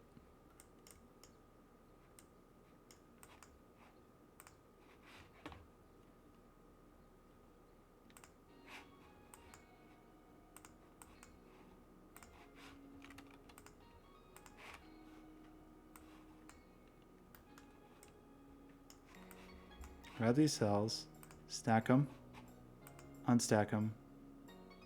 You just can't figure it out. Really disappointing. Or wait, you did. You just did them individually. Is that what happened?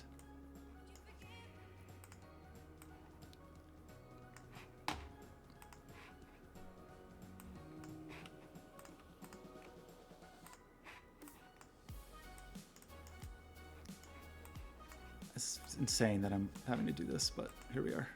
Here we are again. Can all you just fit inside here? My little friends. Just get right in there. Great.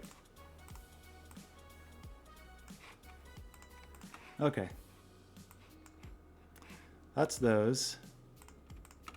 Maybe we can do something similar with... This drives me insane. Let's just do it. Okay. Stack. Unstack. Almost.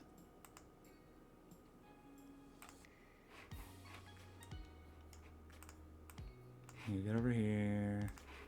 And you get over here. Pick all of you. You can get down here. You get over here. We're gonna have terrible UVs again, but that's... My hand is forced. So both of these need layouts. Just this does. Set the texel.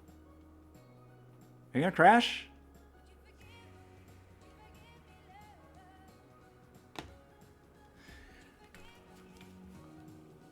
I'm just really disappointed in you, Maya. Fortunately, it seems like it did it before it crashed, so good job, I guess.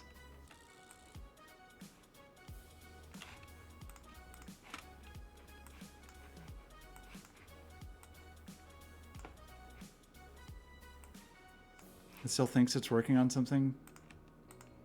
It's not. Okay, there's all this stuff. There's all this stuff. We almost have a not like stupendously offensive layout. It's not good.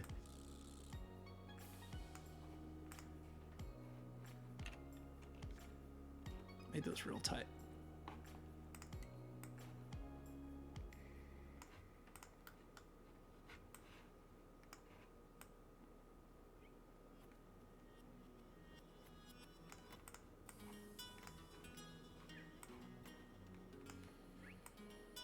I liked my little cram things in the donut hole technique, though.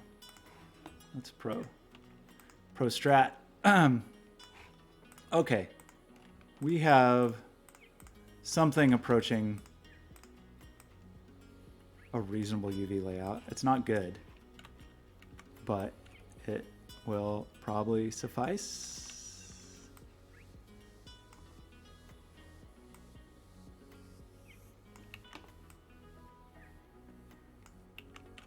There's a lot of wasted space here.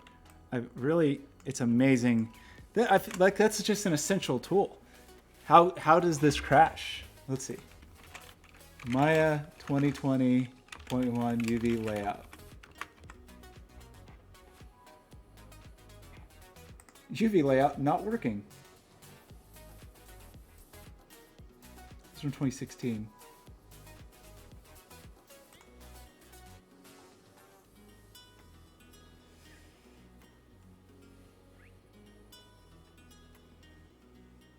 Selecting all the shells, unfolding them together.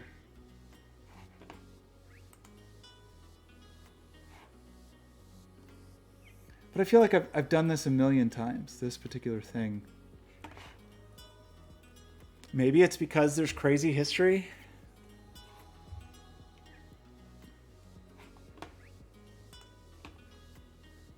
We like select hierarchy.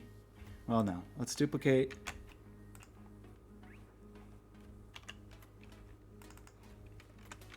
Creature raw. Oops.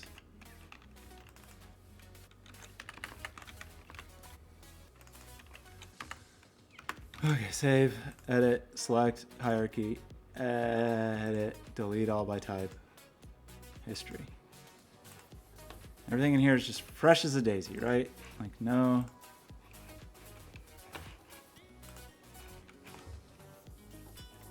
No bad stuff on it.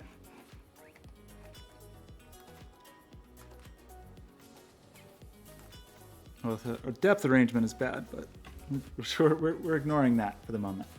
And we like select all of these things, save, because everything's going to break. and we do automatic, we do layout, and it doesn't work. What if actually, okay, let's try this. Maybe there's just actually something wrong with this geometry. So let's clean up this mesh. And now automatic, now layout.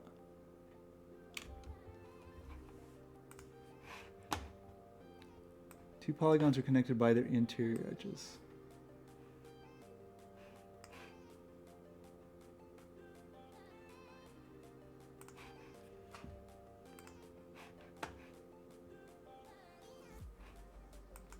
Automatic layout, layout. So just having the pupil selected is fine.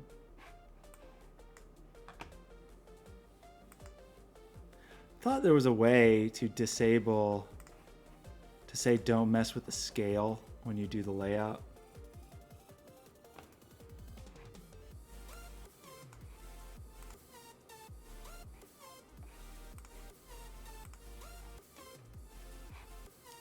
But maybe I'm wrong about that.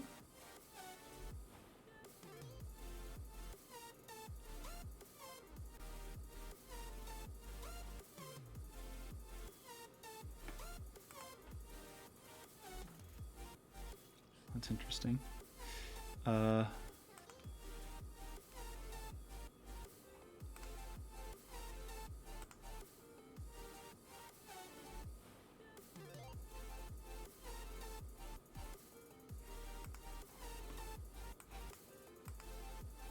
12 planes.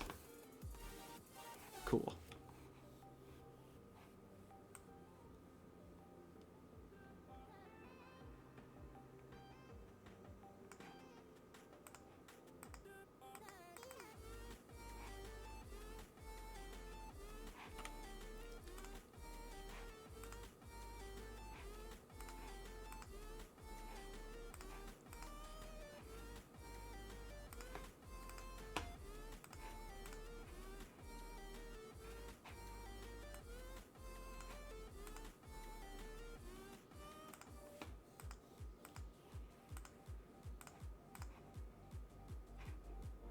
Oops, was it the eye border?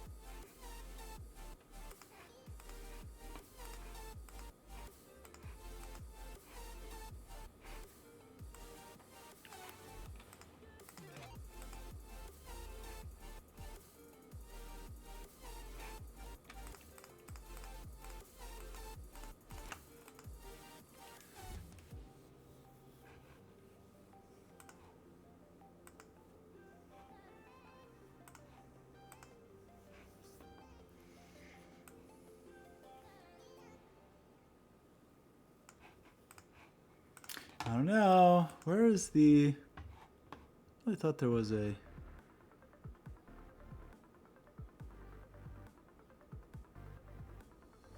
The thing I'm thinking of. Maybe that is what I'm thinking of, turning off that scale thing. So layout just still not going to work, right? Yeah.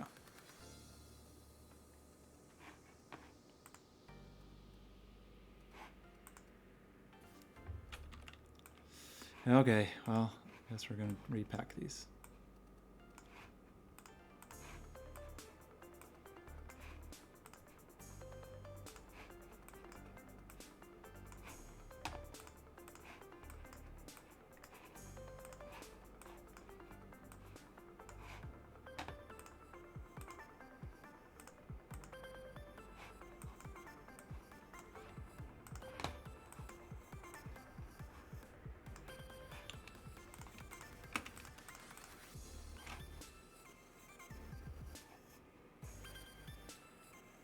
Okay.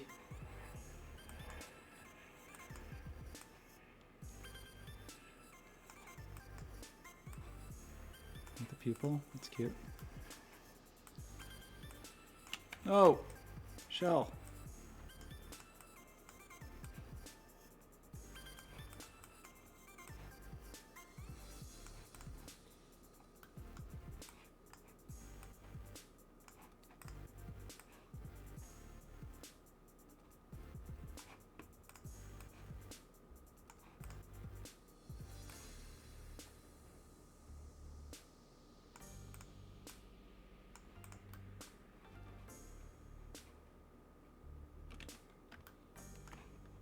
I don't even know what I'm doing at this point. Just fighting.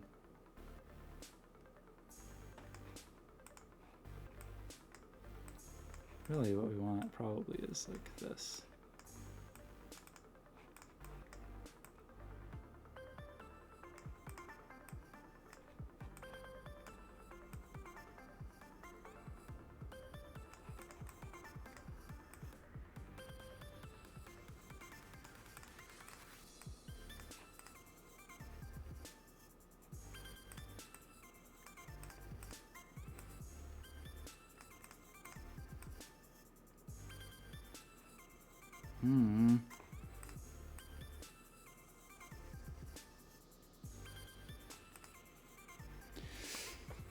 This just looks ridiculous. It's ridiculous.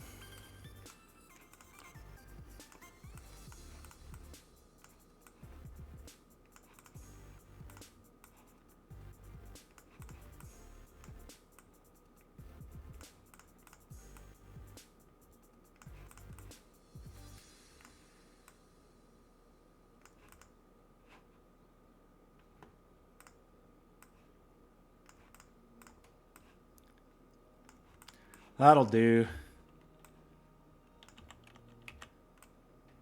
Oh, except, man. Well, okay. Just realized I didn't do something I should have done before doing all that work. But I think it's okay. We'll find a way around it. We want to, we didn't really adjust the depth of any of this stuff.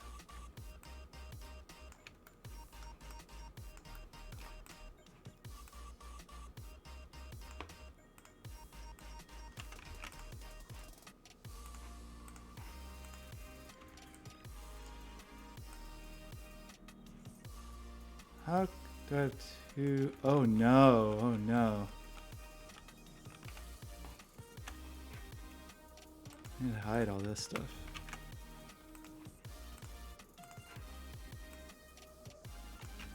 That actually can stay where it is, I think.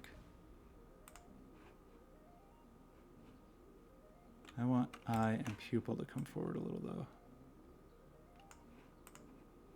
I do want the body to come forward just a bit. Just a little bit. Because then we can bring all this stuff out.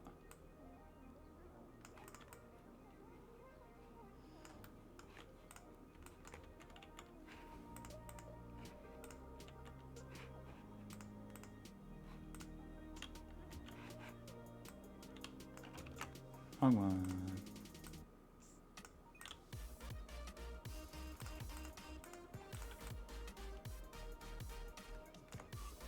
Okay, it's not uniform, but hopefully that doesn't actually matter very much. I hope. Okay, so now we have this, and now we can do our special, very special duplication. And get that, and that's not too bad. You did a good job on that. So many things you do are terrible, but that was okay. So we could, if we wanted to, we could have different materials, and now we can mask it with the colors. That's good enough. Okay, so we have this thing. So let's do a file, export selection.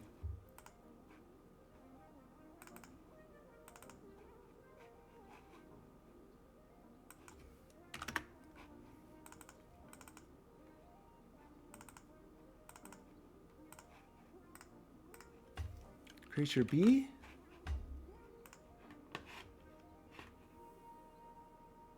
Geometry conversion. Instances will be created. I want you to be converted. Okay, so substance. The broken UV editing. So I definitely know some people who One, it would be lovely if the substance UV tools worked, but they kind of don't seem to work very well. Or maybe it's just something crazy about my geometry, very possible. About like the way I have this geometry structured might just be a bad idea. But other people use other tools. Okay, got a nice front here. So that duplication did work. And hopefully we have our goofball UVs that are fine. They really aren't packed very well though. I guess I could have done a better job of that. Like, these can be bigger.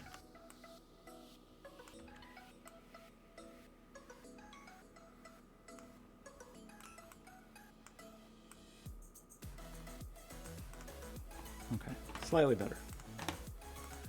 Export selection, creature B, back to substance, project configuration, creature B.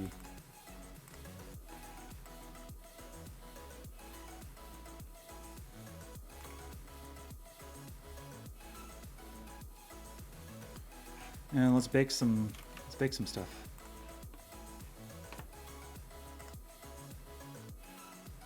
We didn't give the material a good name. And we lost our color.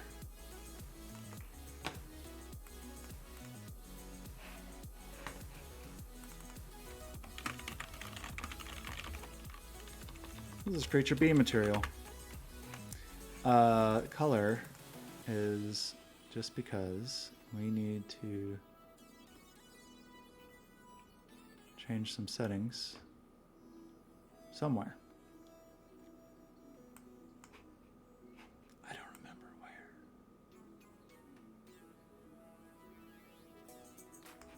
That's when you click this, and we say the source is the vertex color. Okay. Now, also, well, okay, but while we're at it, make this 1024. And now we got the nice ambient occlusion, all that fun stuff. And let's make a fill layer and have only need color.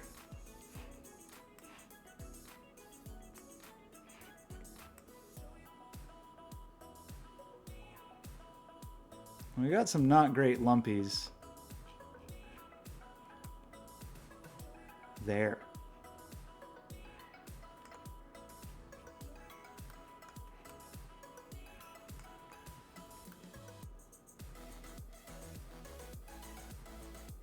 So something about, we did this one a different way, and somehow in that process we got some bad normals, looks like maybe. So hopefully that's just a face normal thing, and we can just grab all this stuff and say reverse. No, don't reverse. Say set to face. Okay, we're calling back faces for sure.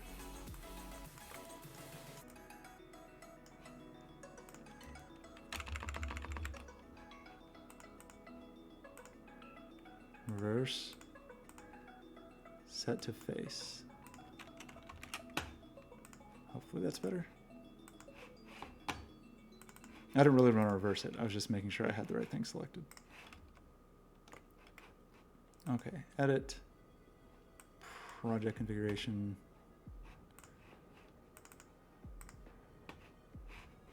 Those still look gross, but maybe it's baked into some map. So let's rebake these. Also probably ditch some of these maps because we don't actually care that much. Who is it? Is it normals?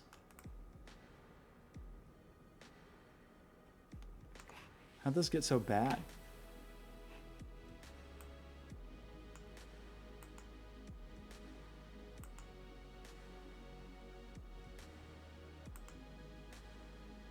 Where is it?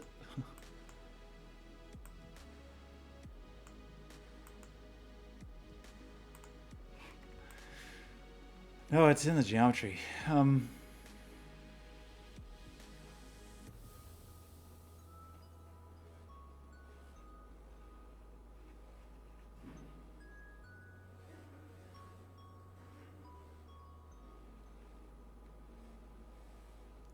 So how are these other...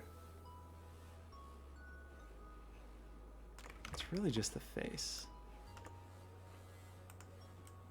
Oh, which doesn't exist, by the way.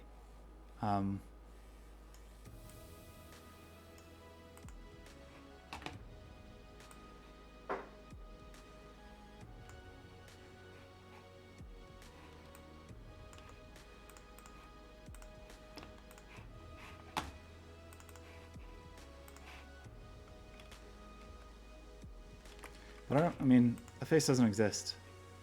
So... Or it's not triangulated yet.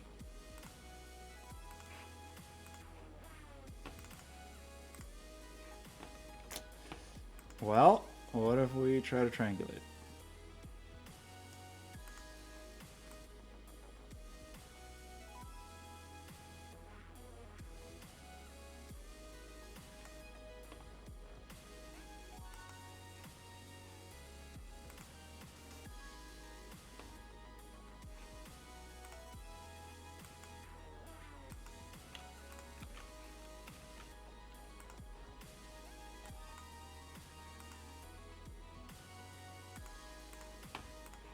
I don't know, kind of guessing. A lot.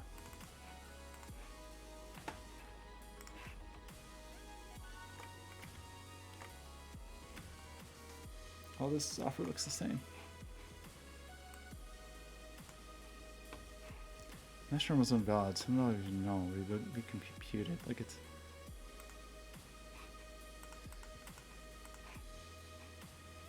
Is that it? Trying to calculate those normals? Oops. Wrong. Project configuration.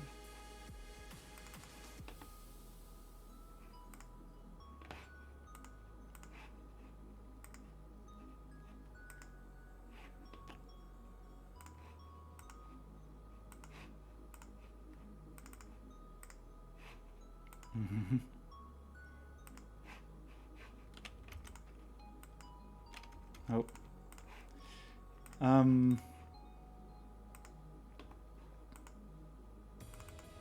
I want to just try this. I don't think it's gonna work.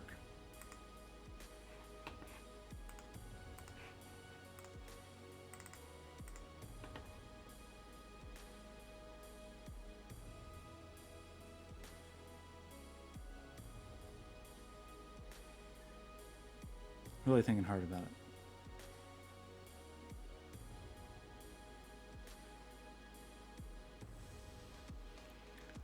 Well,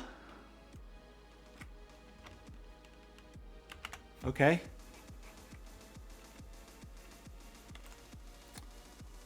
I don't like it. So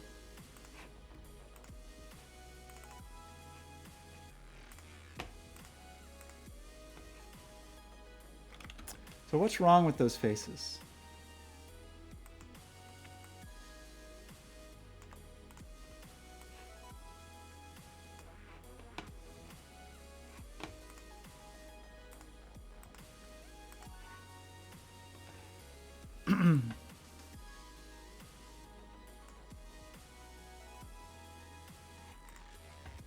If we average them, you see it gets a little soft.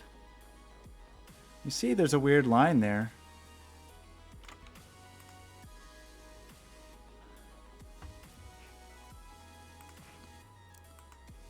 But if we set them to face, does conform help? No.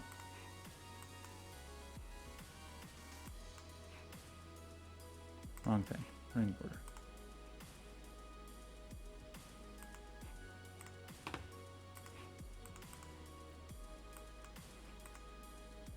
Set to face looks okay. I mean, it screws up our inner and outer, but I can deal with that for a minute if we can just get the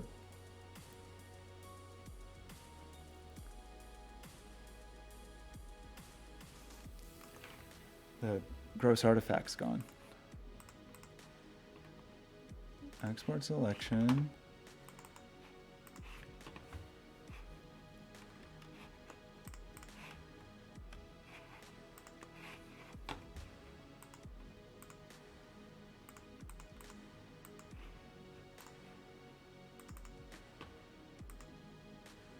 Why? Why do you act like there's no normals there? Because there are. Let's triangulate it. Added some normals. What do you want from me?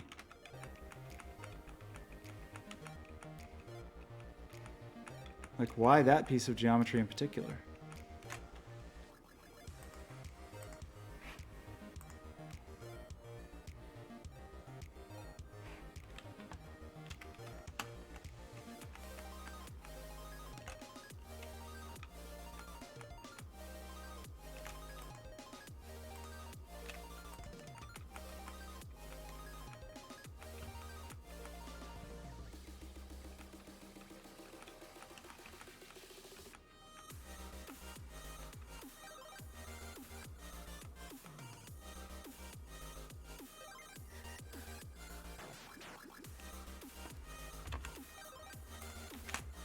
Okay, we're back to before we did anything. Like, this face should just be flat. There shouldn't be anything weird about it.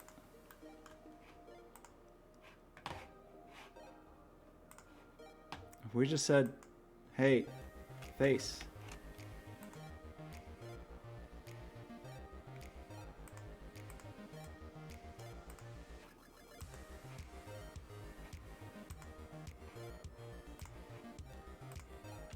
Then what's the deal?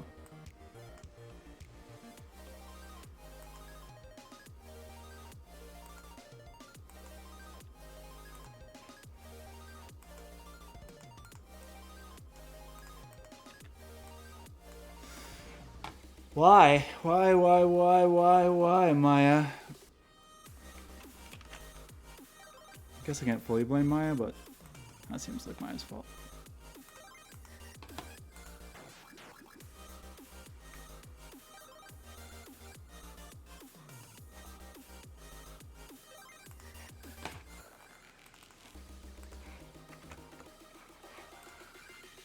Okay, let's just do new.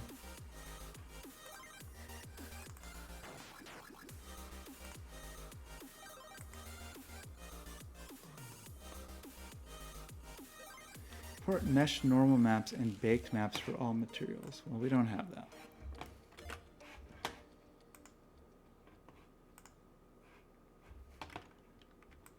Why do only the why does only that piece have mushy normals? Now we did calculate it differently, but it was doing a bad job otherwise.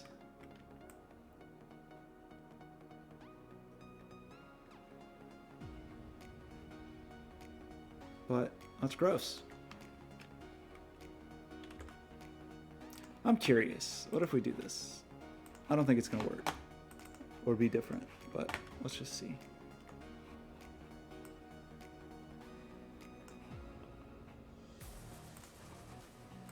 Get slouchy. Yeah, they're still just messed up.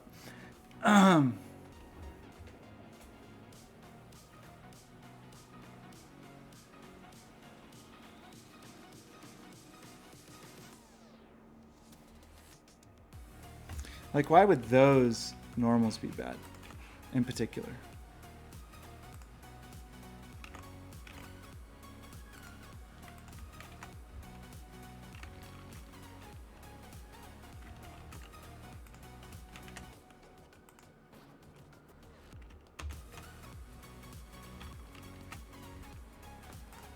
Wait.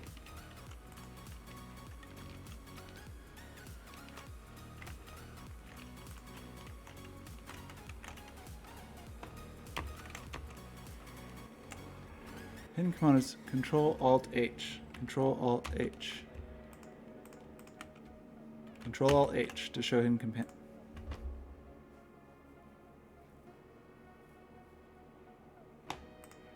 shortcuts just don't work now? Is that a new thing we're trying?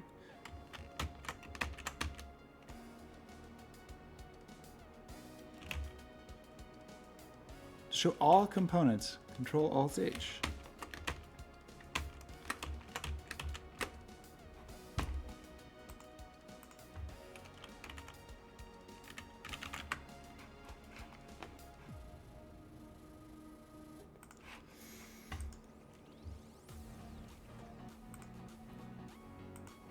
Reveal selected. Reveal.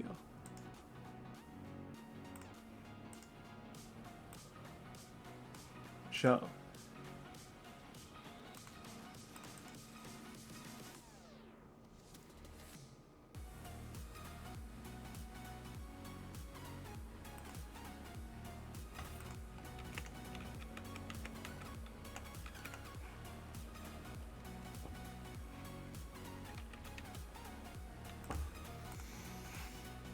Okay, Maya. Whatever you say. I think Maya's terrible. I've tried to give it so many chances over the years, but I think it's just bad. I think it's bad software.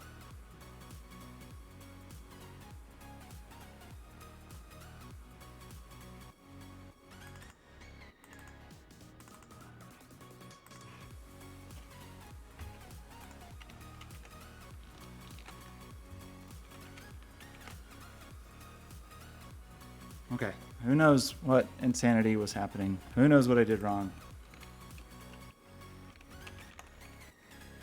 Who knows? Who knows? Who knows? Okay, do we just need to remake this again?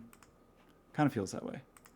That this ring border is just ruined, even though it looks fine here. Because Maya has just decided that it is unhappy with it.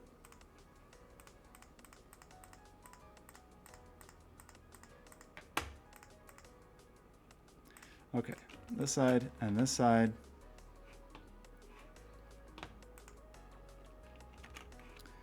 But let's try surfaces, bevel plus. We just reset everything. Reset settings, apply. So these are the terrible default settings. Just truly awful.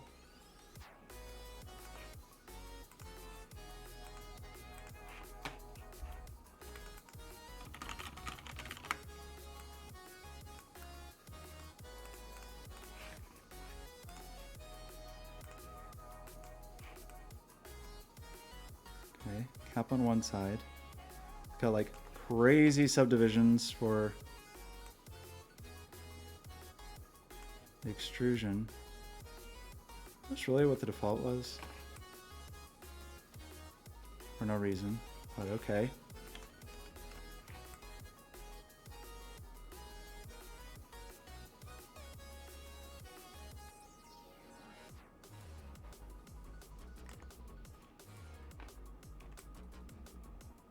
These look like there's another subdivision in the curve. Like in the, right here.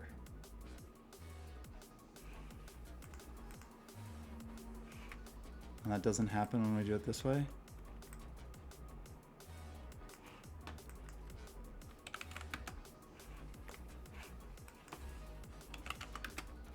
So I guess let's just do it this way.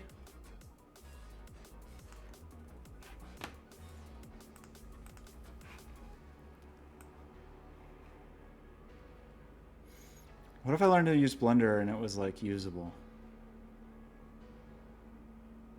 Doesn't seem possible. Doesn't seem real. The camera's gotten blown out for some exciting reason. Why would that happen? I don't know.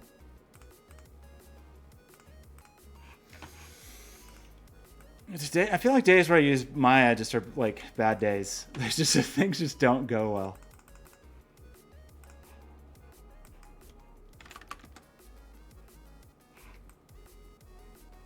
Look at that corner. Gross.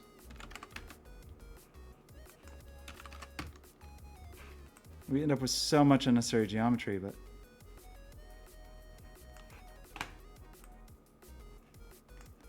I just don't want to deal. Can we apply the color to everything, please?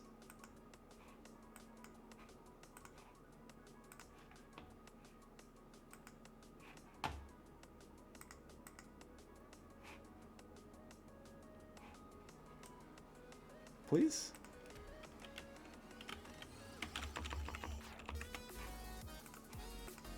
No? Well, okay. Guess.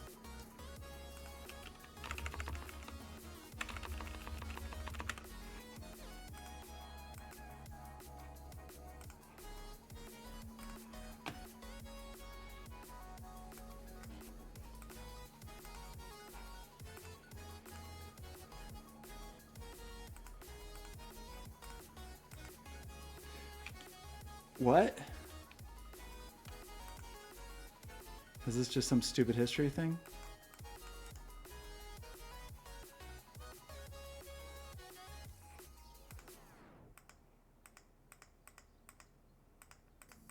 How do I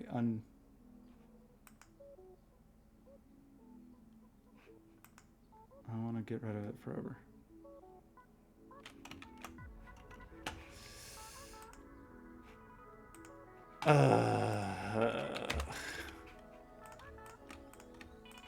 If I knew how to use Maya better, it would help, but it wouldn't make it good software. Like, I'd know more how to deal with how bad it is, I think. Maybe.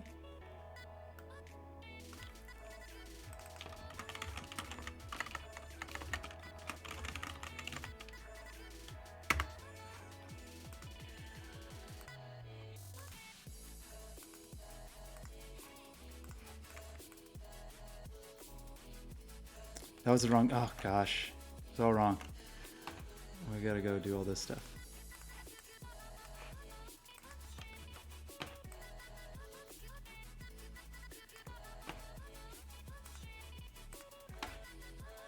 Okay. Okay. Okay.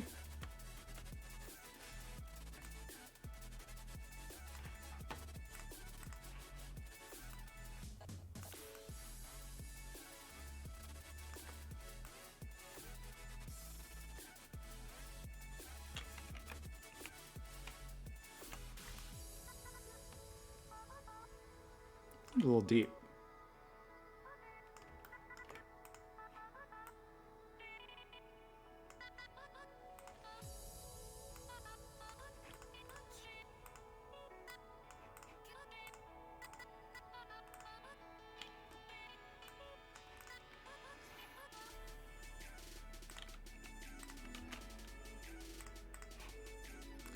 Okay, special duplication. The one thing Maya has done right today. Let's try to export this. I feel like there's going to be problems for no reason, but let's try it.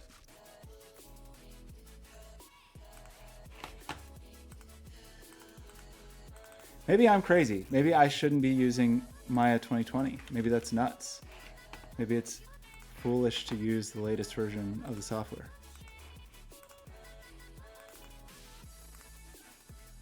Okay.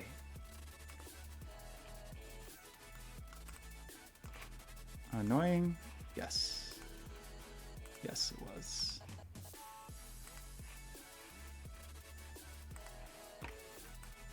Now what? I didn't fix the UVs. Oh boy. Okay. We gotta do that. We gotta make the UVs for this.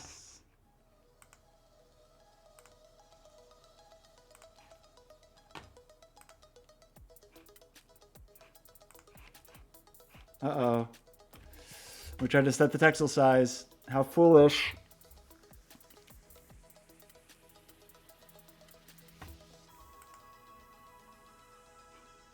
What kind of a lunatic would try to do that? Use a feature provided by Maya. How dare I?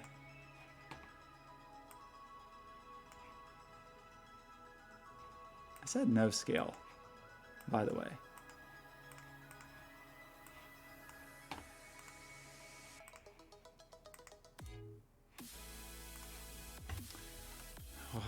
Well, I would like this to be the size it's supposed to be, but I guess I can't.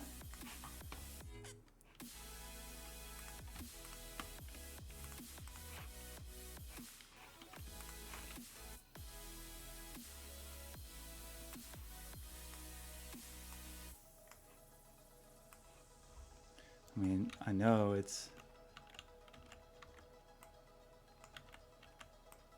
Maybe that is the right size. Something like this. In that territory, maybe that's good enough. Okay, okay, okay. We're just inching forward here. You're no longer raw. You're just the thing. I really thought, like, oh, we did this yesterday. Surely it will go faster today. But of course not. Of course not. What, it was hubris.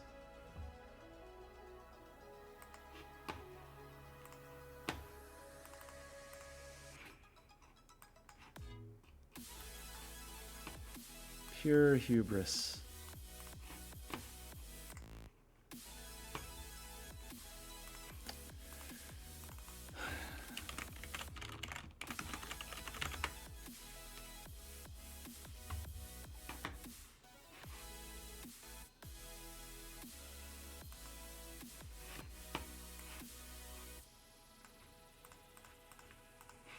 Okay. We've got our friend. Kind of a charming little friend.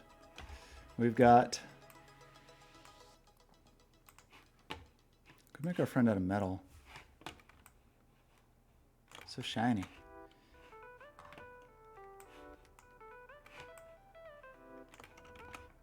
How do we make our friend out of? Gross. Human skin. No. Titanium.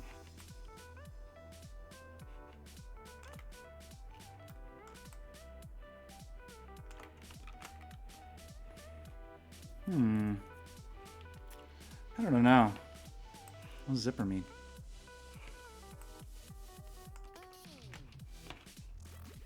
Zombie what? Zombie bubble skin? Gross.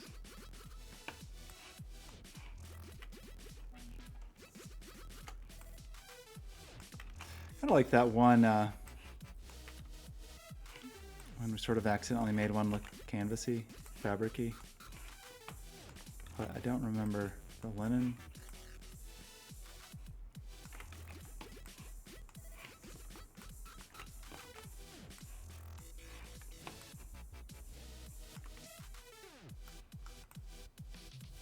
We lost our scales somehow,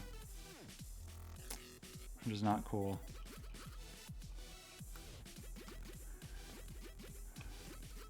That's too bad. It would all look better if it was uniform.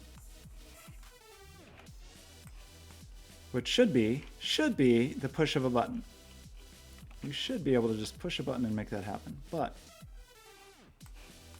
yeah, I will say, like, so many people I've worked with in the past that have Maya, that you know, are working in Maya, whatever 3D artist or animator, very frequently have 5 copies of Maya installed.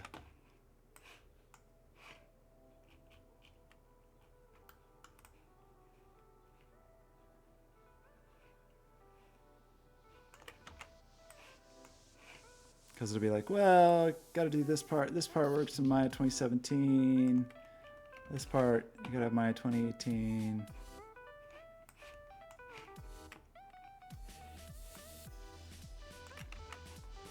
I don't know. Maybe it's not made of any of these things. I really am not sure about that part. Kind of cool when it's aluminum.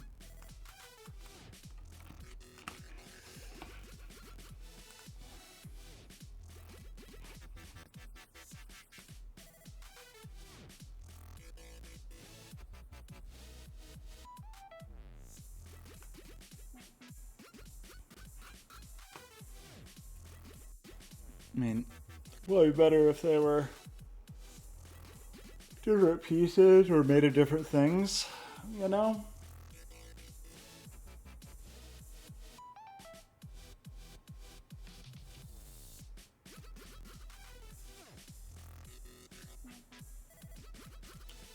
probably. Excuse me.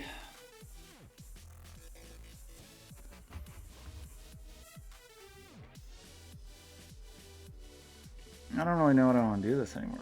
What do with this anymore? I don't know that I want to do this anymore, but I don't know what I also don't know what I want to do with this. Both those were two thoughts that came out kind of smeared together. Why it just bums me out. It's just always true. Weird creature skin. I kind of liked our wood from yesterday. Unfortunately today, our like grain orientation is so weird. A little waxy.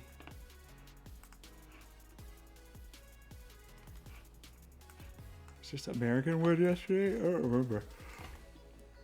Excuse me.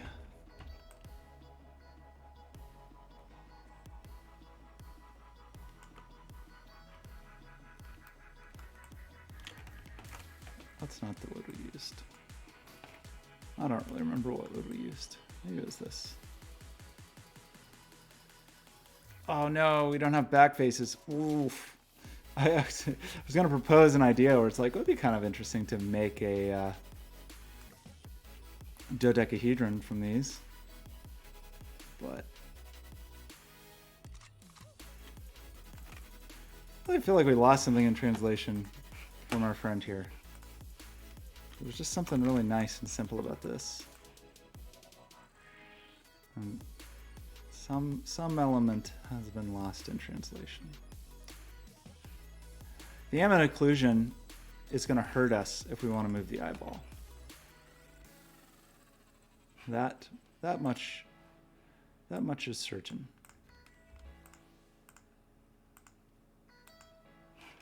I mean, the ambient occlusion definitely helps make it look like a nice object, but it also hurts us.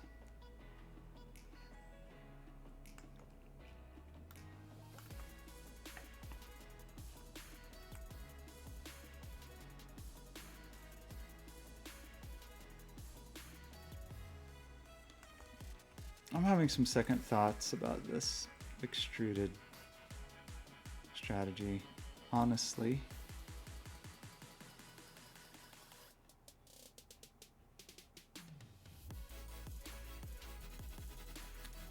Somehow I just liked it much more yesterday. Maybe our depths are just kind of bad on this one. Everything's a little too deep.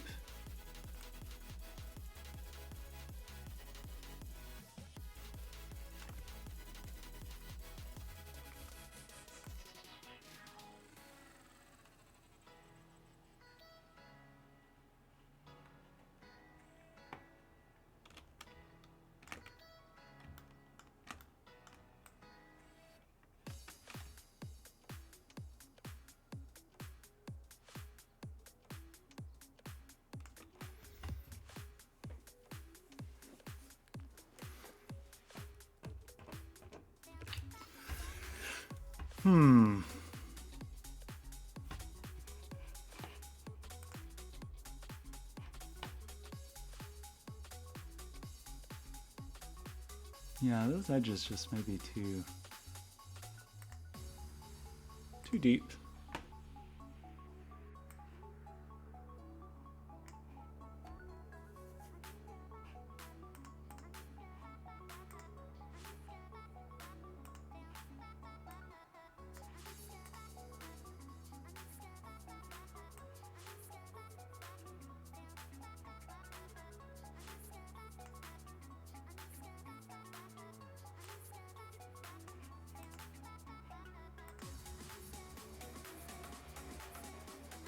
Oh, am I messing up my render? Or messing up the camera encode? While trying to do this?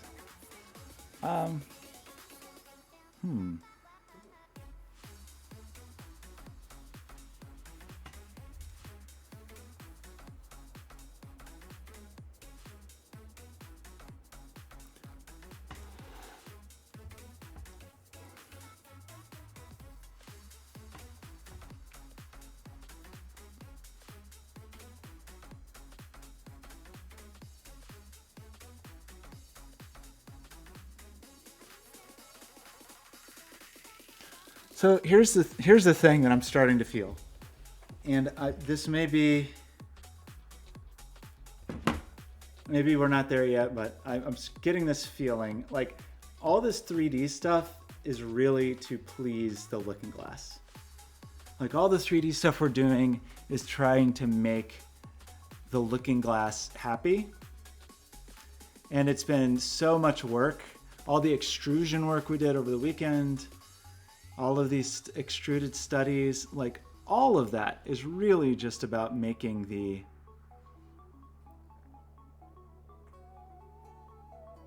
I mean, I like the look, but so much of it is really just about satisfying this piece of hardware. And when you have a project where you find yourself like bending the shape of the entire project just to make one part of it work, it may be that part of it is not your friend. It may be a case of murder your darlings, which is what that is called in writing. So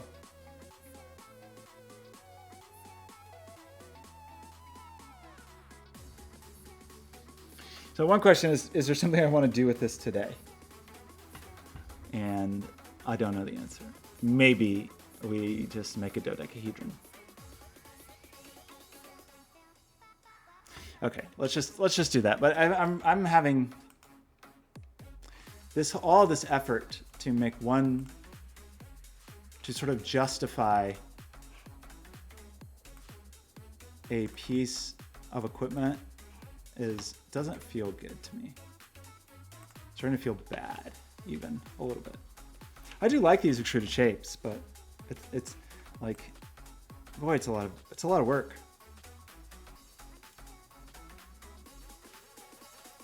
lot more work than just having a shape. Certainly. Now, it's not crazy. I feel like we can come up with a way to do this stuff in Unity that will not be too terrible. I think. Like to take these contours and do a thing with them. We could maybe even come up with a way to like do it with our own SCVGs or something. I don't know about that. That starts to get a little nuts, but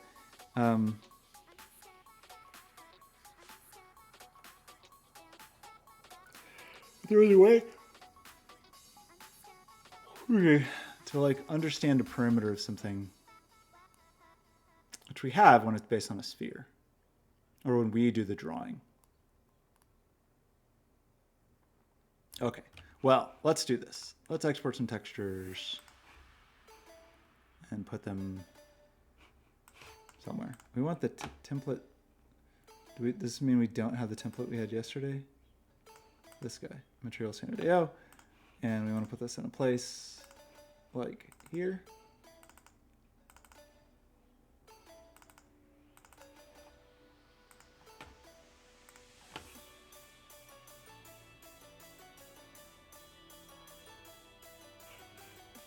For some reason we seemingly did not get ambient occlusion. I think that was the wrong export preset. Yes, it was indeed. We want this one. So let's go over here.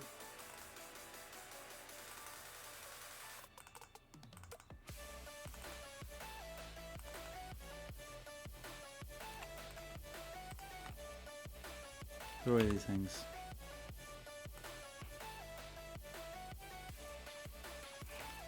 And try to do it again. And open Unity.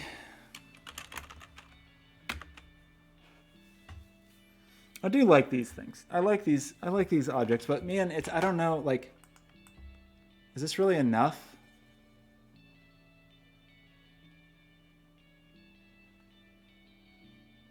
To justify those things? I guess we just have to see what it looks like. Maybe so. Maybe it'll be amazing. I sort of doubt it.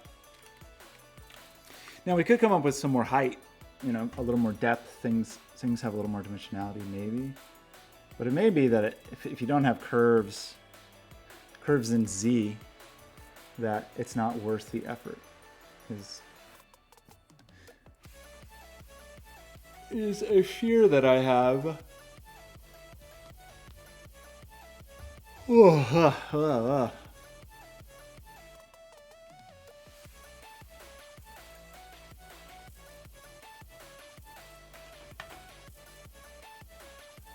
There's our nice friend from yesterday.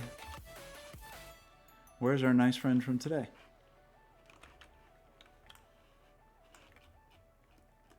Hello, small friend.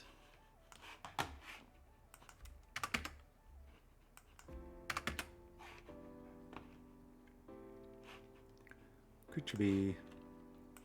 I think you can be 10 times that size. I believe in you. Okay, we got this. And we want to make a material.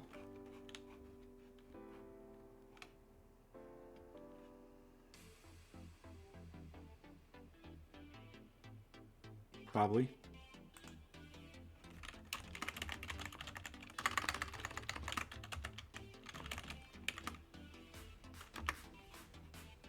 And just get on all this stuff. Oh, boy, there's a lot of stuff in here.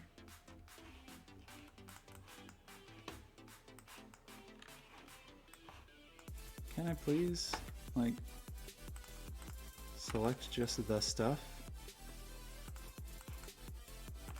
Am I selecting the camera? Where is the camera?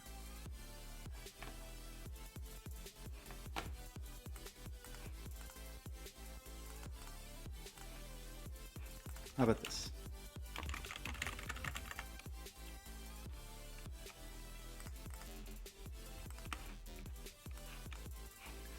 Okay, and then you will get this, and that will be white. Good.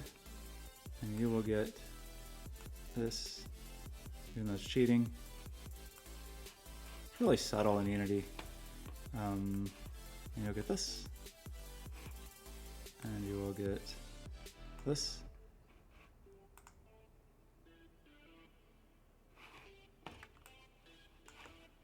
And is our camera, or where's our light?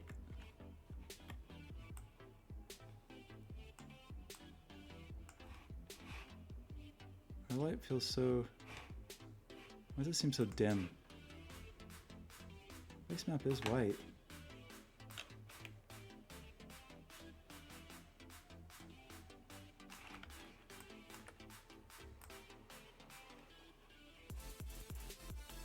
Okay, so one thing we could do that'd be kind of funny is to duplicate this and -1z it, and then we'd get a free backside.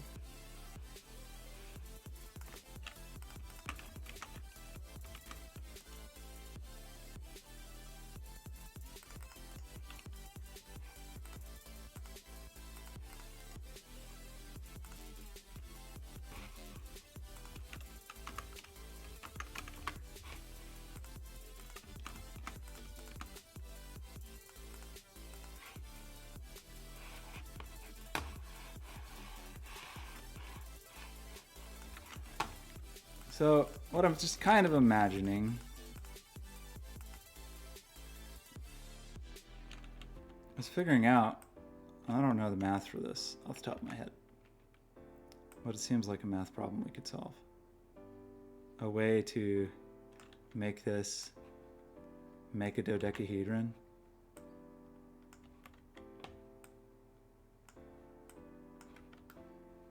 And then spin that around. Would that be cool? Is it worth the trouble? Because it would be some trouble. Certainly.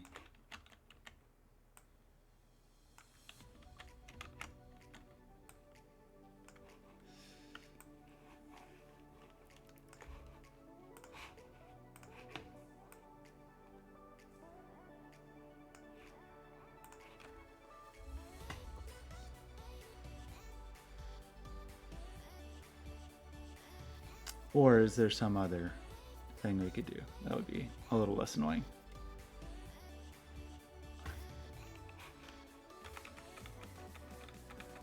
Like just some kind of tiling.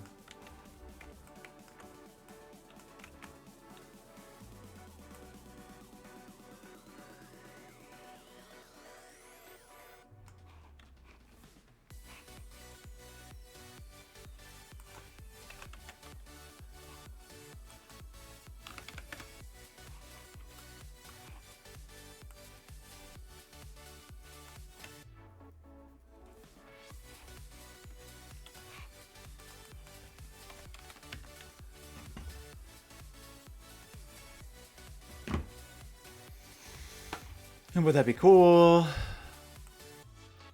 If so, should we just do it in Illustrator?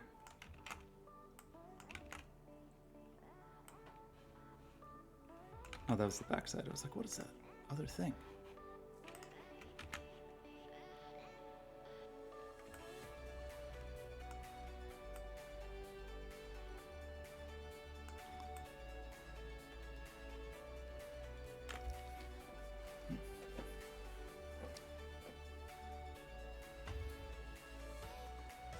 You really don't tile.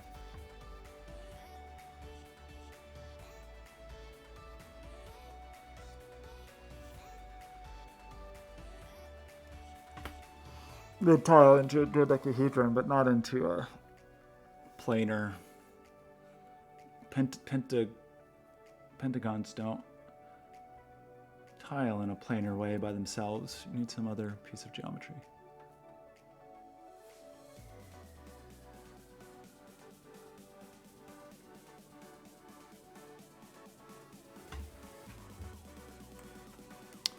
What do we want to do?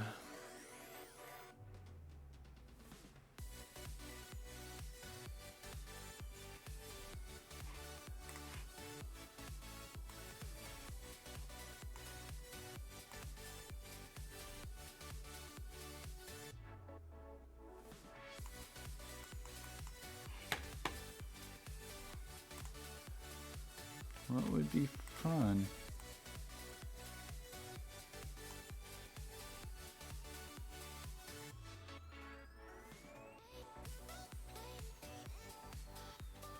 I mean, honestly, we're really ready to where we just need to try building some of these things. Like making some tools that can just make this.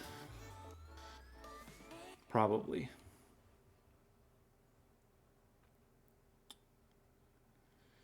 So we could do a study today with this shape, but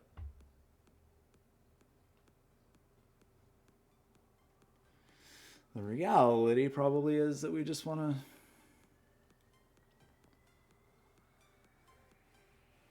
actually make the thing, but not today. So do we want to do a thing today? I don't know. I don't know.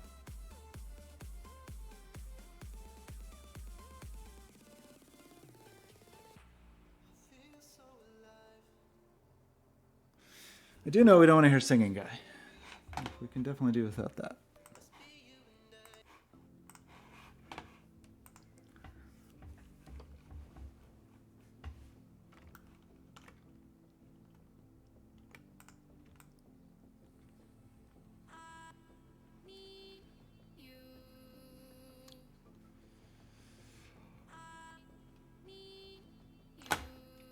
Excuse me, please.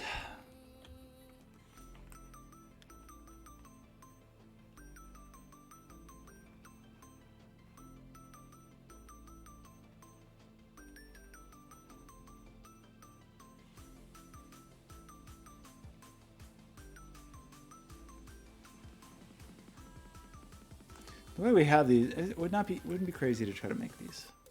Or like build the tool. Maybe we do that tomorrow.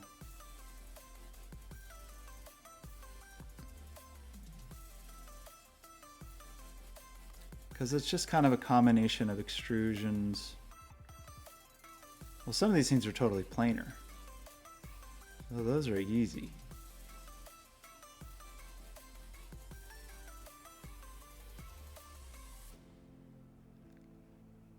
Maybe just a combination of spherical things. Maybe there's like semicircular pieces.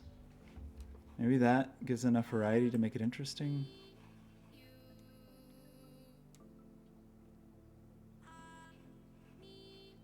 I don't know.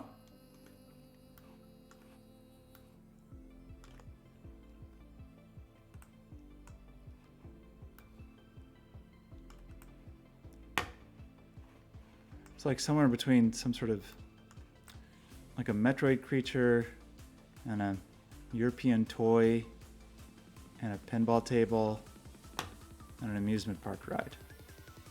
Like got a little bit of all of those things.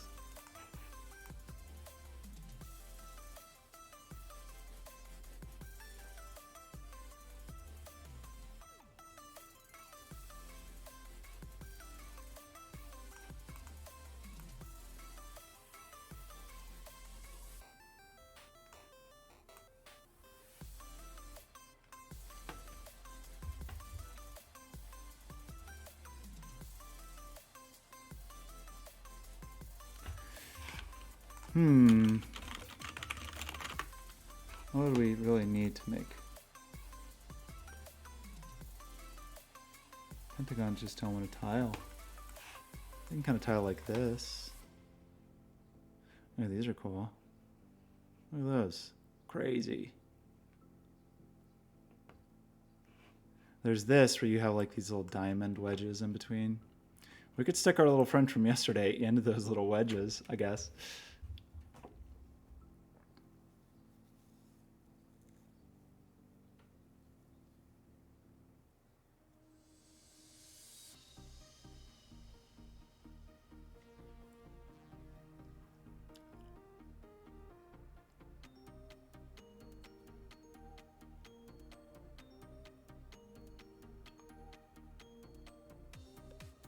Maybe we just do a layout like this. Do a layout like this in Illustrator and just see if we like it, and maybe that's our study for today. And don't even worry about the negative space part. It's not a big deal. Here's the pentagonal tiling. That's kind of cool. That just leaves little stars. So, okay, let's do that. Unity's fired. This guy, we just want a nicer rendering of. What does that mean?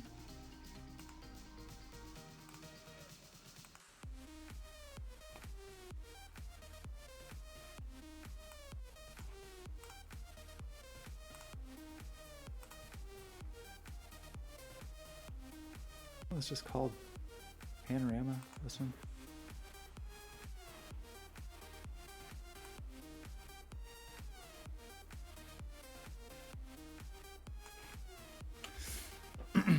Something like that.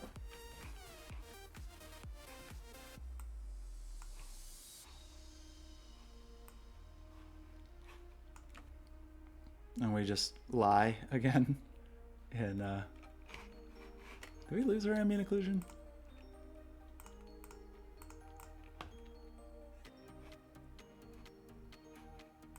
I don't think so.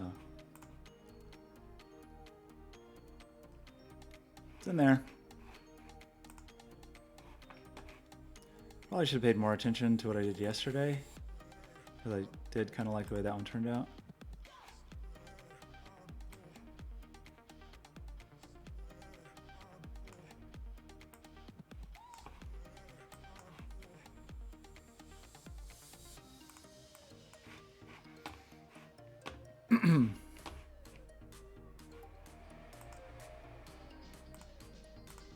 You can do it, computer. Sounds kind of cool.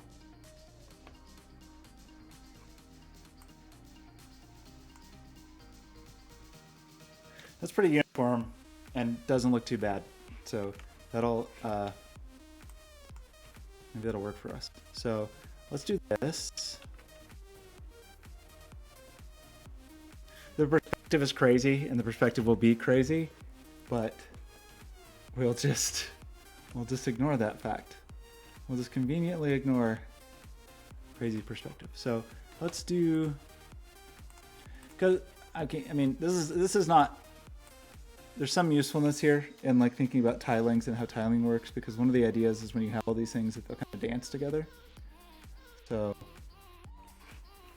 considering tilings seems like a worthwhile thought. Did I lose this?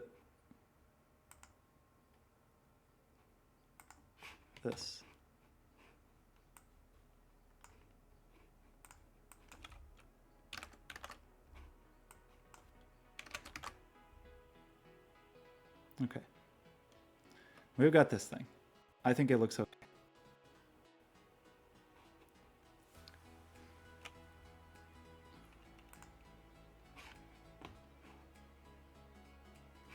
Let's not save it there. Let's save it here for now.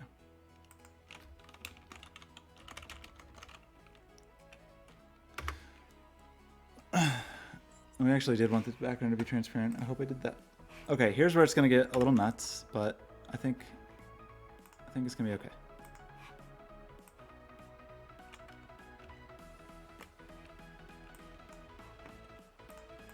So we are going to want to do the following.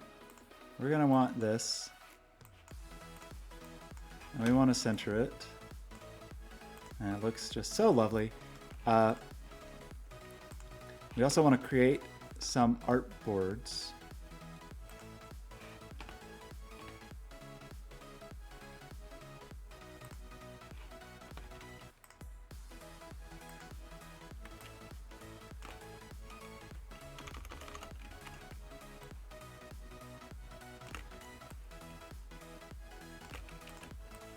Nice if they were. There's really a way to lay these out, and I just don't remember what it is. Rearrange all. Is this it? This. Okay, great. So let's say this is.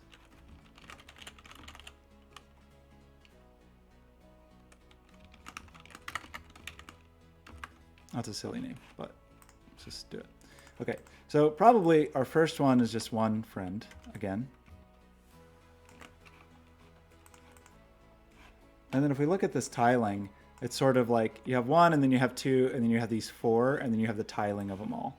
So let's just try that again. That's kind of what we did yesterday. Play with tilings a little bit. So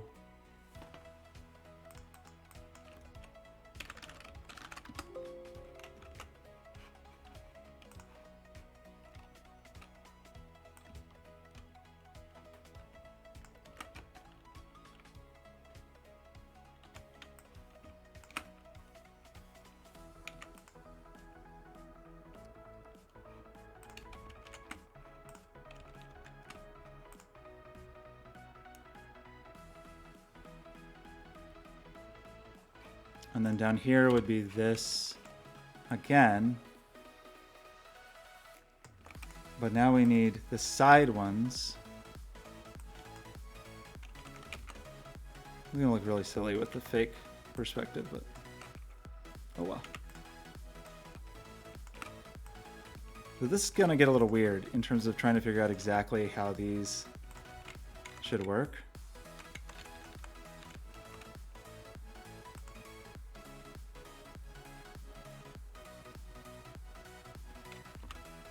I'm already pretty bothered by the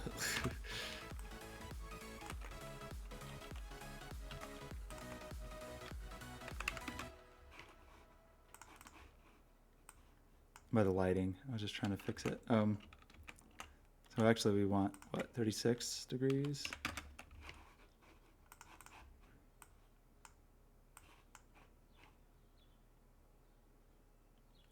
Why isn't that right?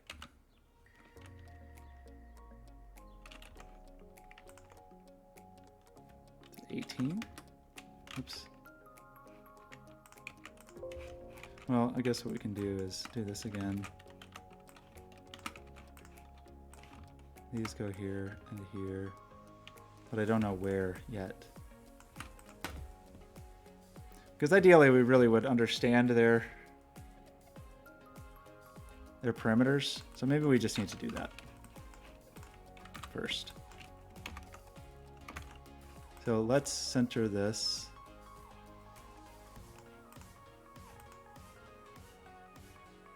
Is that dot really in the center though? That's what worries me.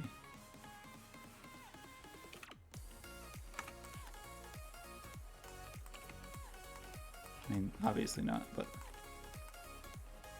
okay, let's try something, see how we do.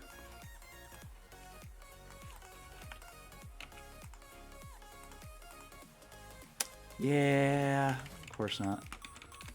Of course not. So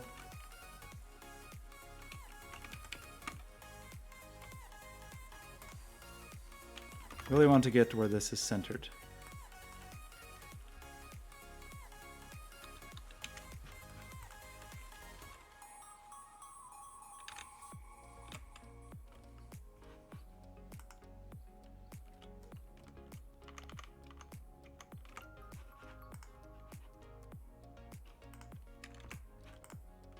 I don't know.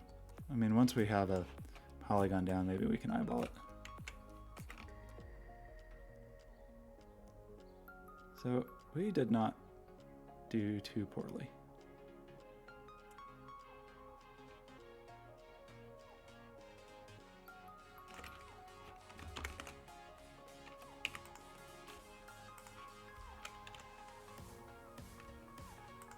Maybe there?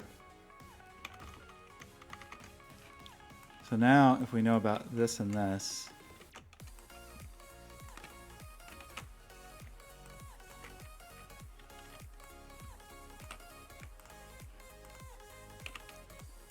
we can lock these together.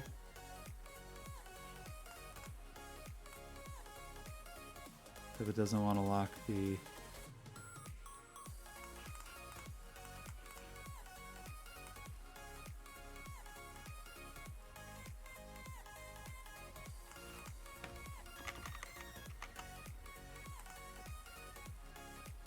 Is that correct? Seems correct-ish. And then these two. But what actually would look better here is maybe less.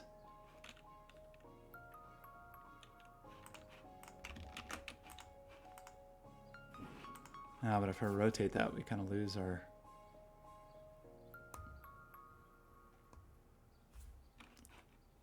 pentagonal arrangement.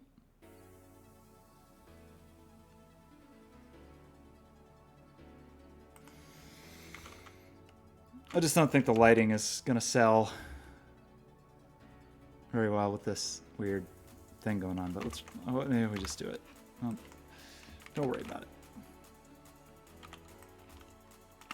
Okay, so these are real weird, but they should be like this and this. I don't know why sometimes you want to snap to things and sometimes you don't. So that should be this arrangement. And this one really should just be 2.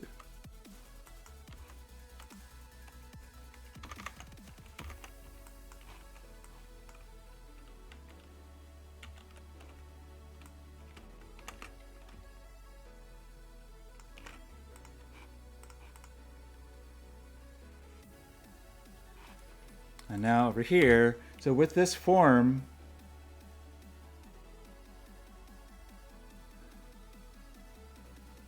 very weird how it works. But it'll basically be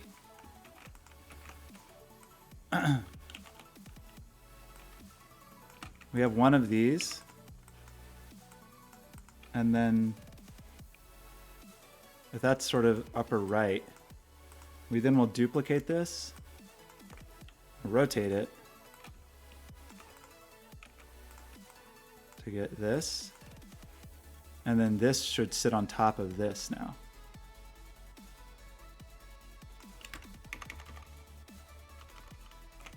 And then we can get rid of the duplicate there.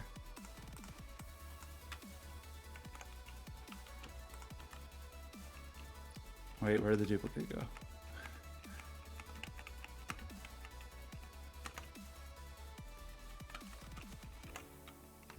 Am I 1 pixel off? Didn't quite feel right.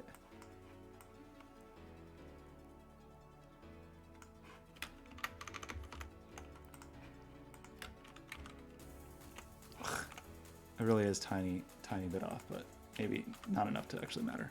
Okay, so that was one.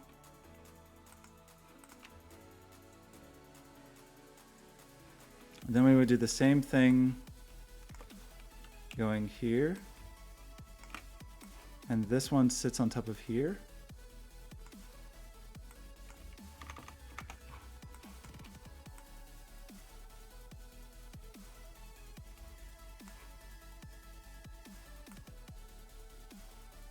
Why don't you snap to where I want you to snap?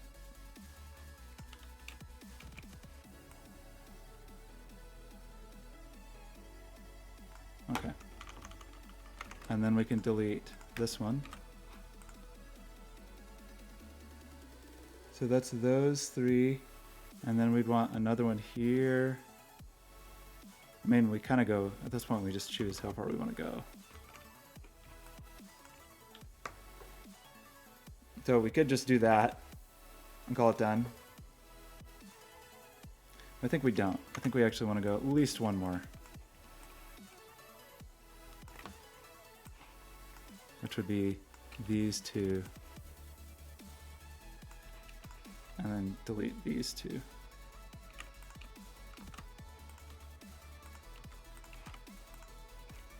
Did I actually delete all these? Okay.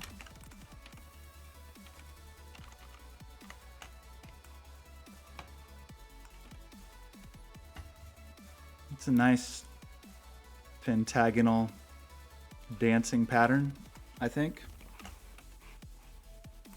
So let's center all this stuff.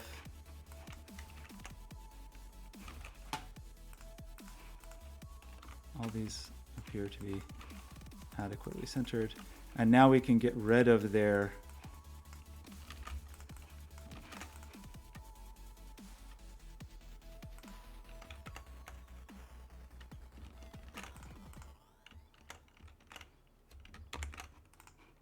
so we want to sort of like select same appearance. Well,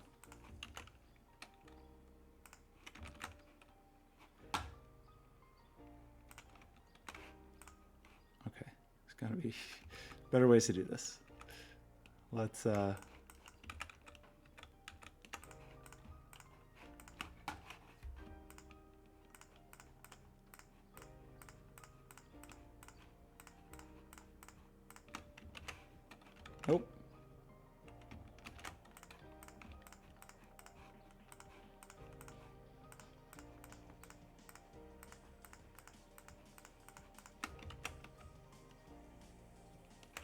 That seems right.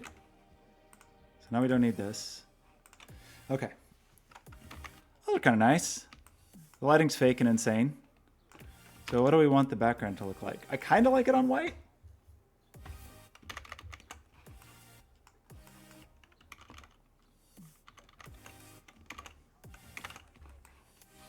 But maybe not.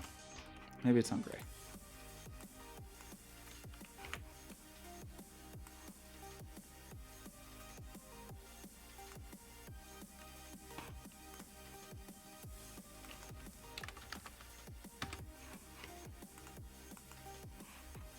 Oh.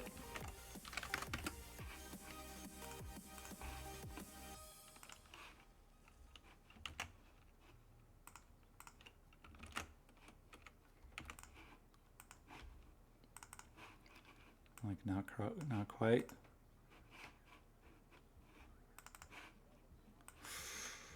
Twenty 2020. Color of the year. 2020 might be a little dark, but it's not bad.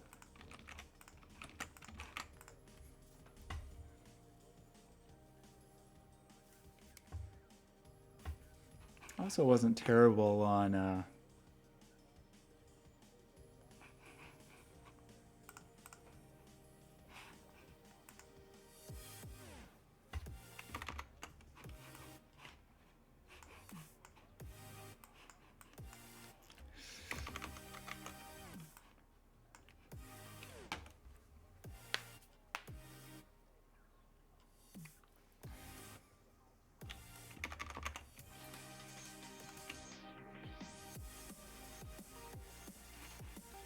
like, there's definitely places this really breaks down.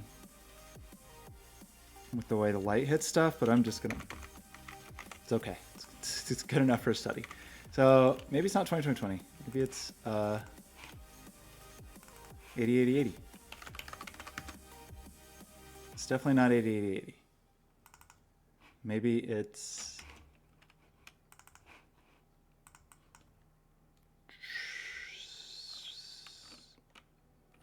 see. Maybe it's EF. FFF. I think darker's better. I think we want darker. Maybe that's not. Maybe that's too dark. 30-30-30.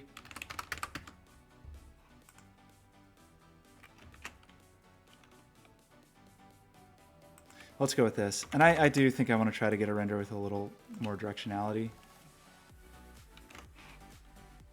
I mean, less directionality, like a little more straight on, because that top rim is what kind of breaks the illusion on most of these. So if we can just find a something that's real uniform. Not exposure. Rotation.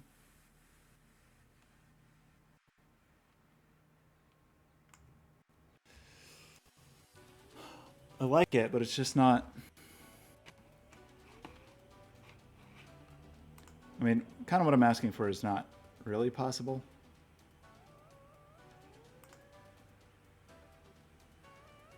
Not too far from it.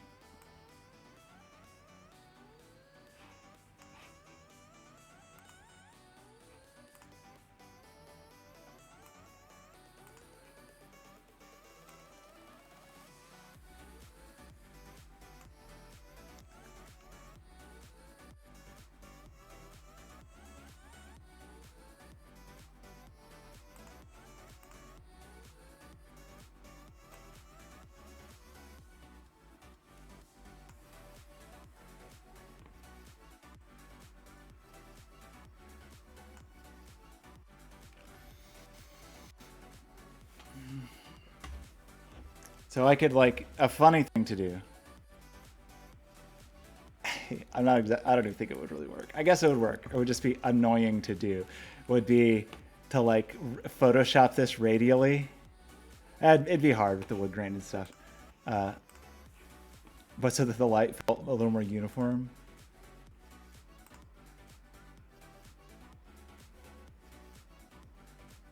I don't think there's an environmental tilt. That would also do the job. We could tilt the environment, but I don't.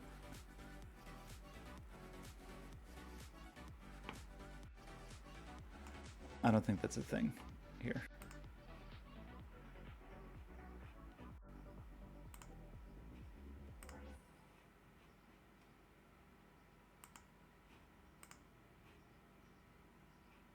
Oof.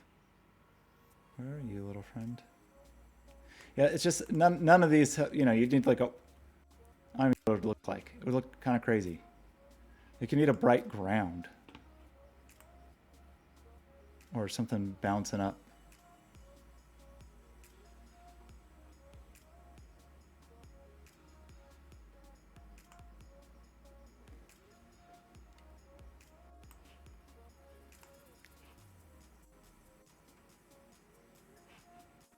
I don't actually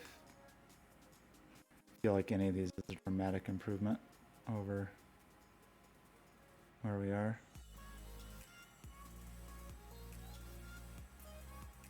There's just kind of too many directions for the light to hit on this thing. There's too many little internal shadow castery kinds of things. So I think we're just going to go with what we have.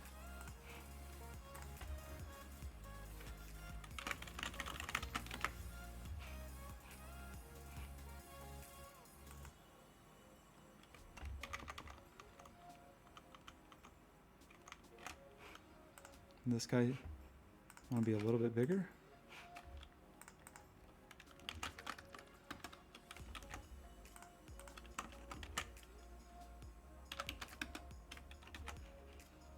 In the center, please. That's too much.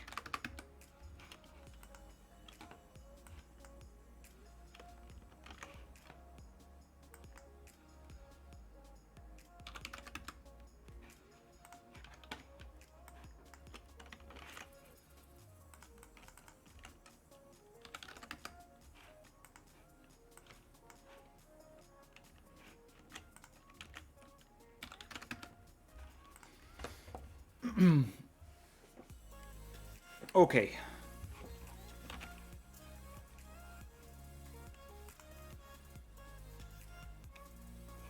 Oh yeah. Is this insane because we have a million? Oh, Illustrator. These are the same picture. They're the same picture. I should have embedded it before I did this, probably. Like if I embed it, is it going to be smart enough? Okay. Okay, you're going to show me this every time? How is... Nothing embedded was on a locked layer. You tell me falsehoods.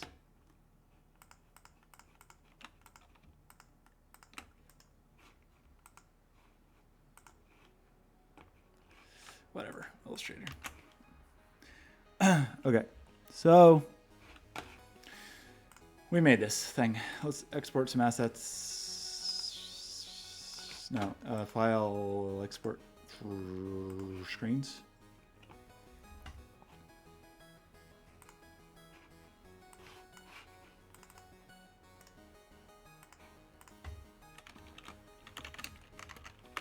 Oh, that was already a number.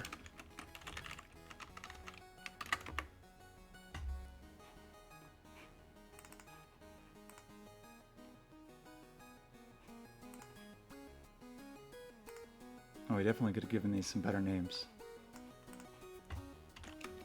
Study 011A. Shoot.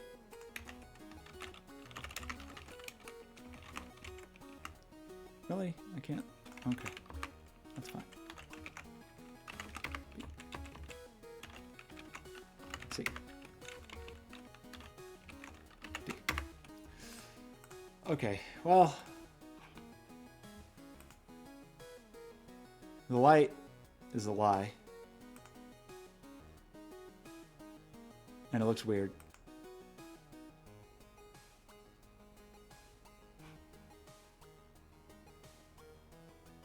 But I think the idea of using tiling patterns to sort of arrange these things is interesting. I think that's like, there's something to that.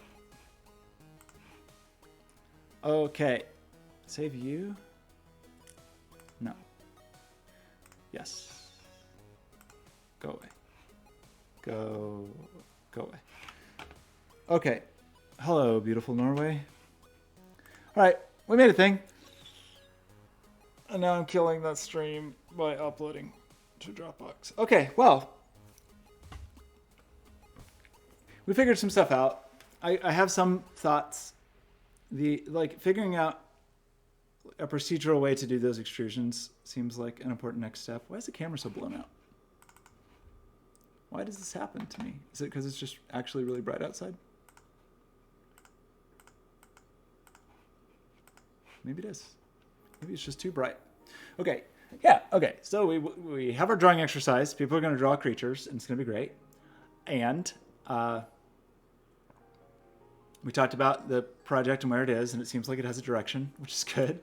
And I got mad at Maya because Maya makes me mad every day. And we made a static study for today. So, trying to think of what really seems like the next best thing to tackle. That extruded, if we could get to where we were doing those forms procedurally, like, I mean, that's kind of the whole goal here, right? Is if we could look at our creatures and figure out how to make, how to generate some of them with the extruded element. We have to think about that a little bit. Can I do better than Maya in generating the geometry and the normals and the UVs? Maybe. I don't know, actually. Okay. Anyway, have a lovely day, and I will talk to you all tomorrow. See you later. Bye.